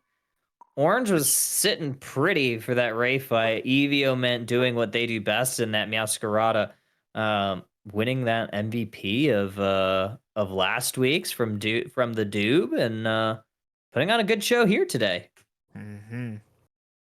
And the score at the end may not look like the game was close, but it was a fairly close match. The scores and the levels were pretty consistent for the vast majority. So props to both teams for kind of showcasing how the full 10-minute experience can be a nail biter right down to the very end. Absolutely, absolutely. Yeah. Who are you taking to MVP that game? I gotta hand it to Ender. If everybody is aware by now, you've seen the Wiggly pull these rollouts off multiple times, and you know that they're playing in on the other team, and just a number of times they were able to bait somebody in or trap somebody, and shout out to their teammates for following up, so that it wasn't all for naught. But I really gotta give it to Ender just putting on a clinic on how to play Rollout Wiggly. Yeah, and you saw him there setting up in that Ray fight, just kind of dancing a little bit, like, is someone gonna come in here? Is someone gonna come in here? And surely enough, someone walks right into the trap, and that was the Ray engage to end that game. Really, I couldn't agree more. Righty. Well, I appreciate you guys being here and casting. Also, I need to say a huge thank you to Dramatic Hydra for dropping 25 gifted subbies in the chat. Also, hello, Pangy. I did see you come in. And Poised with the raid. Thank you guys so much. Welcome in. I appreciate everybody being here. For those of you who are new here, this is Crunchy Customs, which is a new series rolled out on my channel where we do custom lobbies every Wednesday night. And we bring you fantastic commentary from Steel Agent Kyle, who's our resident UFF caster at Panicorn Gaming. And one member of the community tonight is Dr. Professor Smash Stats, as we all know and love. Next week, joining us on the casting lineup is going to be Drake Husan.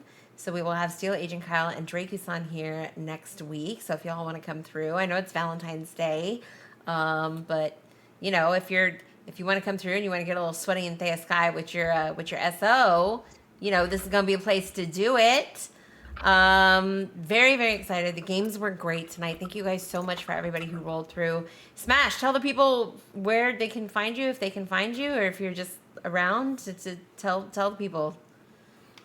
For Valentine's Day? In general, sir, Oh. This is your time to plug yourself. I mean, on Valentine's Day too, if you want a date. Yeah. Smash looking for a date on Valentine's Day? I mean, let me know. But I'm probably most active on Twitter. I do have a Twitch. I haven't streamed in a minute because I'm currently going through some maintenance related problems with my computer, but I do hope to get back to it soon. And I tend to float around from streams. Love playing this game with people. And I do want to say thank you very much for having me. This was awesome. Shout out to Crunches, Kyle, and Nera for holding it down behind the scenes, and to the whole community for coming together for this. It's been a while since I've been able to cast some games, so this has been super fun. I really appreciate it.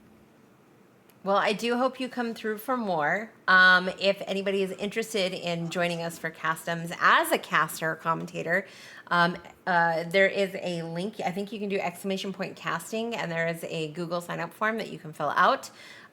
We rotate our guest casters every week, so you have a chance to sit here with Kyle and cast some of these custom lobbies. Kyle, tell the people where they can find you. You'll find me casting a lot. And I'm in my casting era right now. So you can actually find me tomorrow. Draco and I are going to be casting Underdunk along with Curly. I believe that's going to be on Draco's channel. Friday, Ribbon and I are going to be casting some of the Articuno League. That'll be on Pandacorn Gaming. And then Saturday, just doing a little bit of a UCS watch party. And then, that's all I got, at least for the rest of this week. But make sure to follow those. Follow UFF. Not this week, but the following week, we're going to have a tournament that Ribbon and I will be casting for the Weakness League. So make sure to follow all of the Pandacorn stuff, really. Like, we got a lot of stuff going on. Yes. And yes, we did see. So Void is actually over on. Oh, thank you for gifting a sub to Kyle. You guys, we hit the sub goal. The heck? You guys know what that means? Thank you, Does anybody remember what I said the sub goal was going to be if we got 100 new subs? Nobody remembers? I actually don't remember what it was. What was it? I was going to record myself in the Pika onesie dancing and turn it into an animated emote for the channel. Oh, that's right. So there's that. Yeah. What the fuck was I gonna say? Oh yeah, Void is doing a thing over on Pandacorn on Wednesday. Girth Daddy himself is gonna be doing speed dating over on the Pandacorn Gaming channel. So you guys have options where you can be hanging out and go show your support to Void or Girth Daddy. I just saw numbers and noticed the goal and wanted to help out. Hydra, I appreciate you so much. Thank you. I'm actually going to have to go fish that onesie out now. Mommy Crunch is in a nice Pika outfit. It's a whole onesie. Hey, at least it's not July. True. Maybe I do the next sub goal. I'll wear it on stream again. Since it's the appropriate weather for us. I thought the goal was for us to select your next tattoo. No, I've already got my next tattoo picked out. I'm actually Naner and I are getting matching tattoos in New Orleans when we go to NAIC. Artificial Growth, thank you so much for the follow. Welcome in. We're getting matching tattoos in New Orleans, and then I'm also getting the Pandacorn logo tattooed as well. It's gonna be my first tattoo ever. Mm-hmm. I'm excited. And we're I don't think I'd ever get a tattoo. Me either.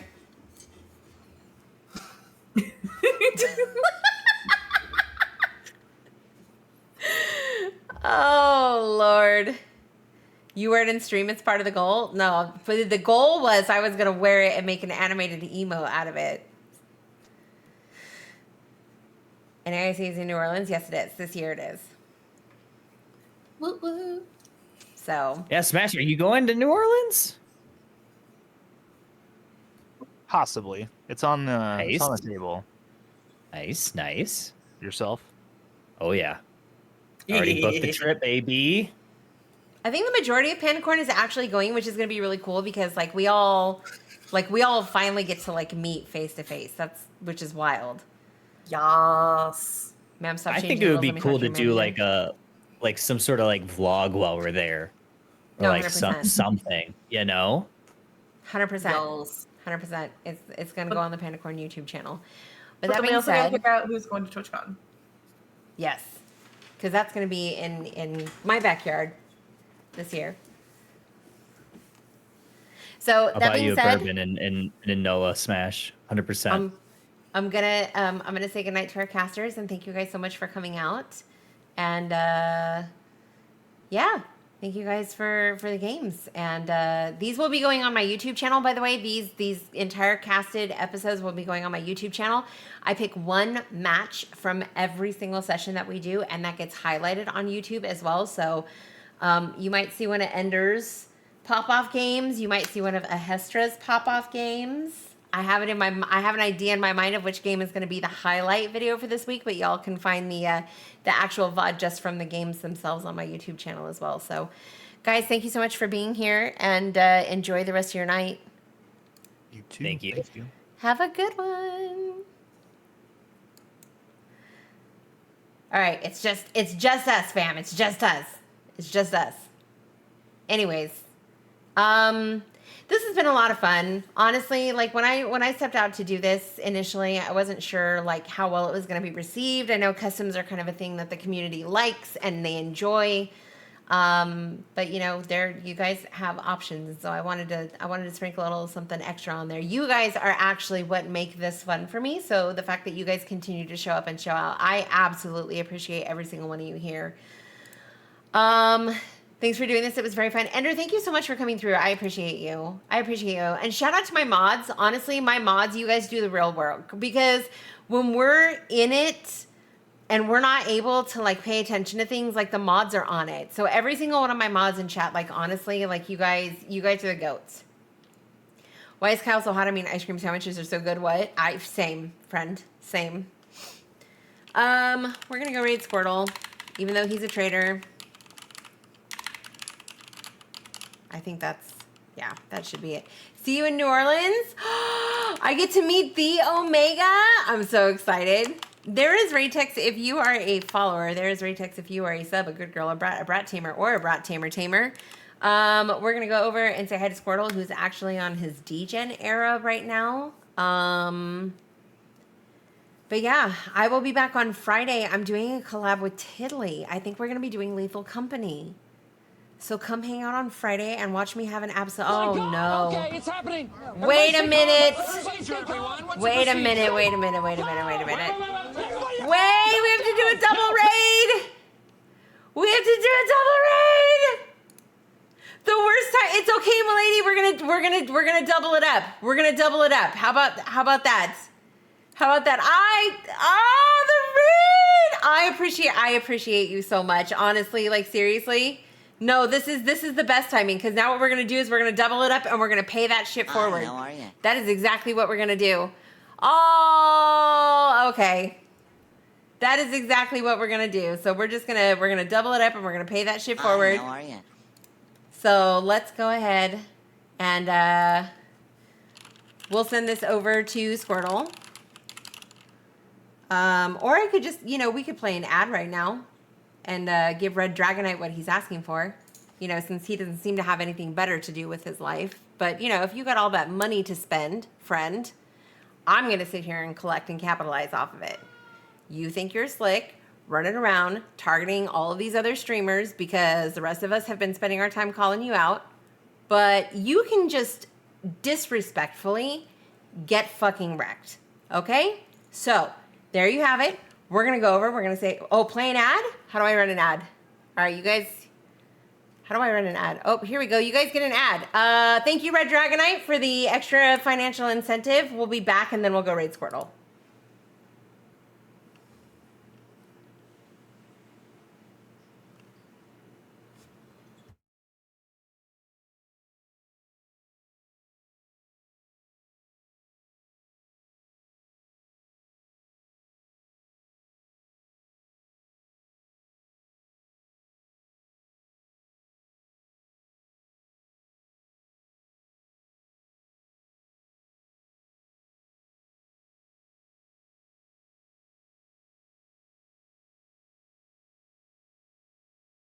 Oh, that's right. Some of you are still looking at my face. I forgot about that. The moment you can enjoy ads because you are a sub. That's okay. The rest of them follow bots, though. They're absolutely enjoying that. I swear I gifted someone random. That's hilarious, though. It's wild that Crunches is just staring at us. Void, I am trying to peer into your soul. Is what I'm trying to do. I'm trying to peer into your soul.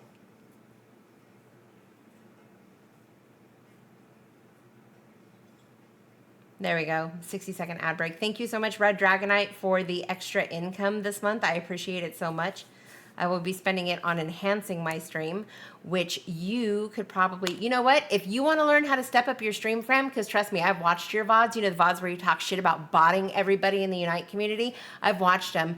Your streams are a little sus, friend. You could use a step up your stream session, slide into my DMs, and I will set up a one-on-one with you. And actually, I'm going to work out a decent rate with you because you seem to have so much disposable income that I kind of feel like if you spent it on me and I could help you step up your stream, you could use your stream to financially benefit yourself instead of benefiting the rest of us creators. So that being said, we're going to go over and we're going to go read Squirtle's Den, who has attended my Step Up Your Stream sessions and who has benefited from it and who is actually contributing something valid to the rest of this community.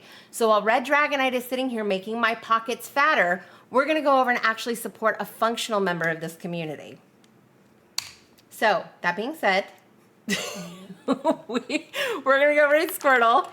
Here is Raytex if you are a follower. Here is Raytex if you are a sub, a good girl, a brat tamer, or a brat tamer. Or, you know, Red Dragonite, if you want a sub, I could just slide one with your way with all the money I'm going to be making off of you. So, you know, we could just get you a little sub too, and you could use raid message number 2.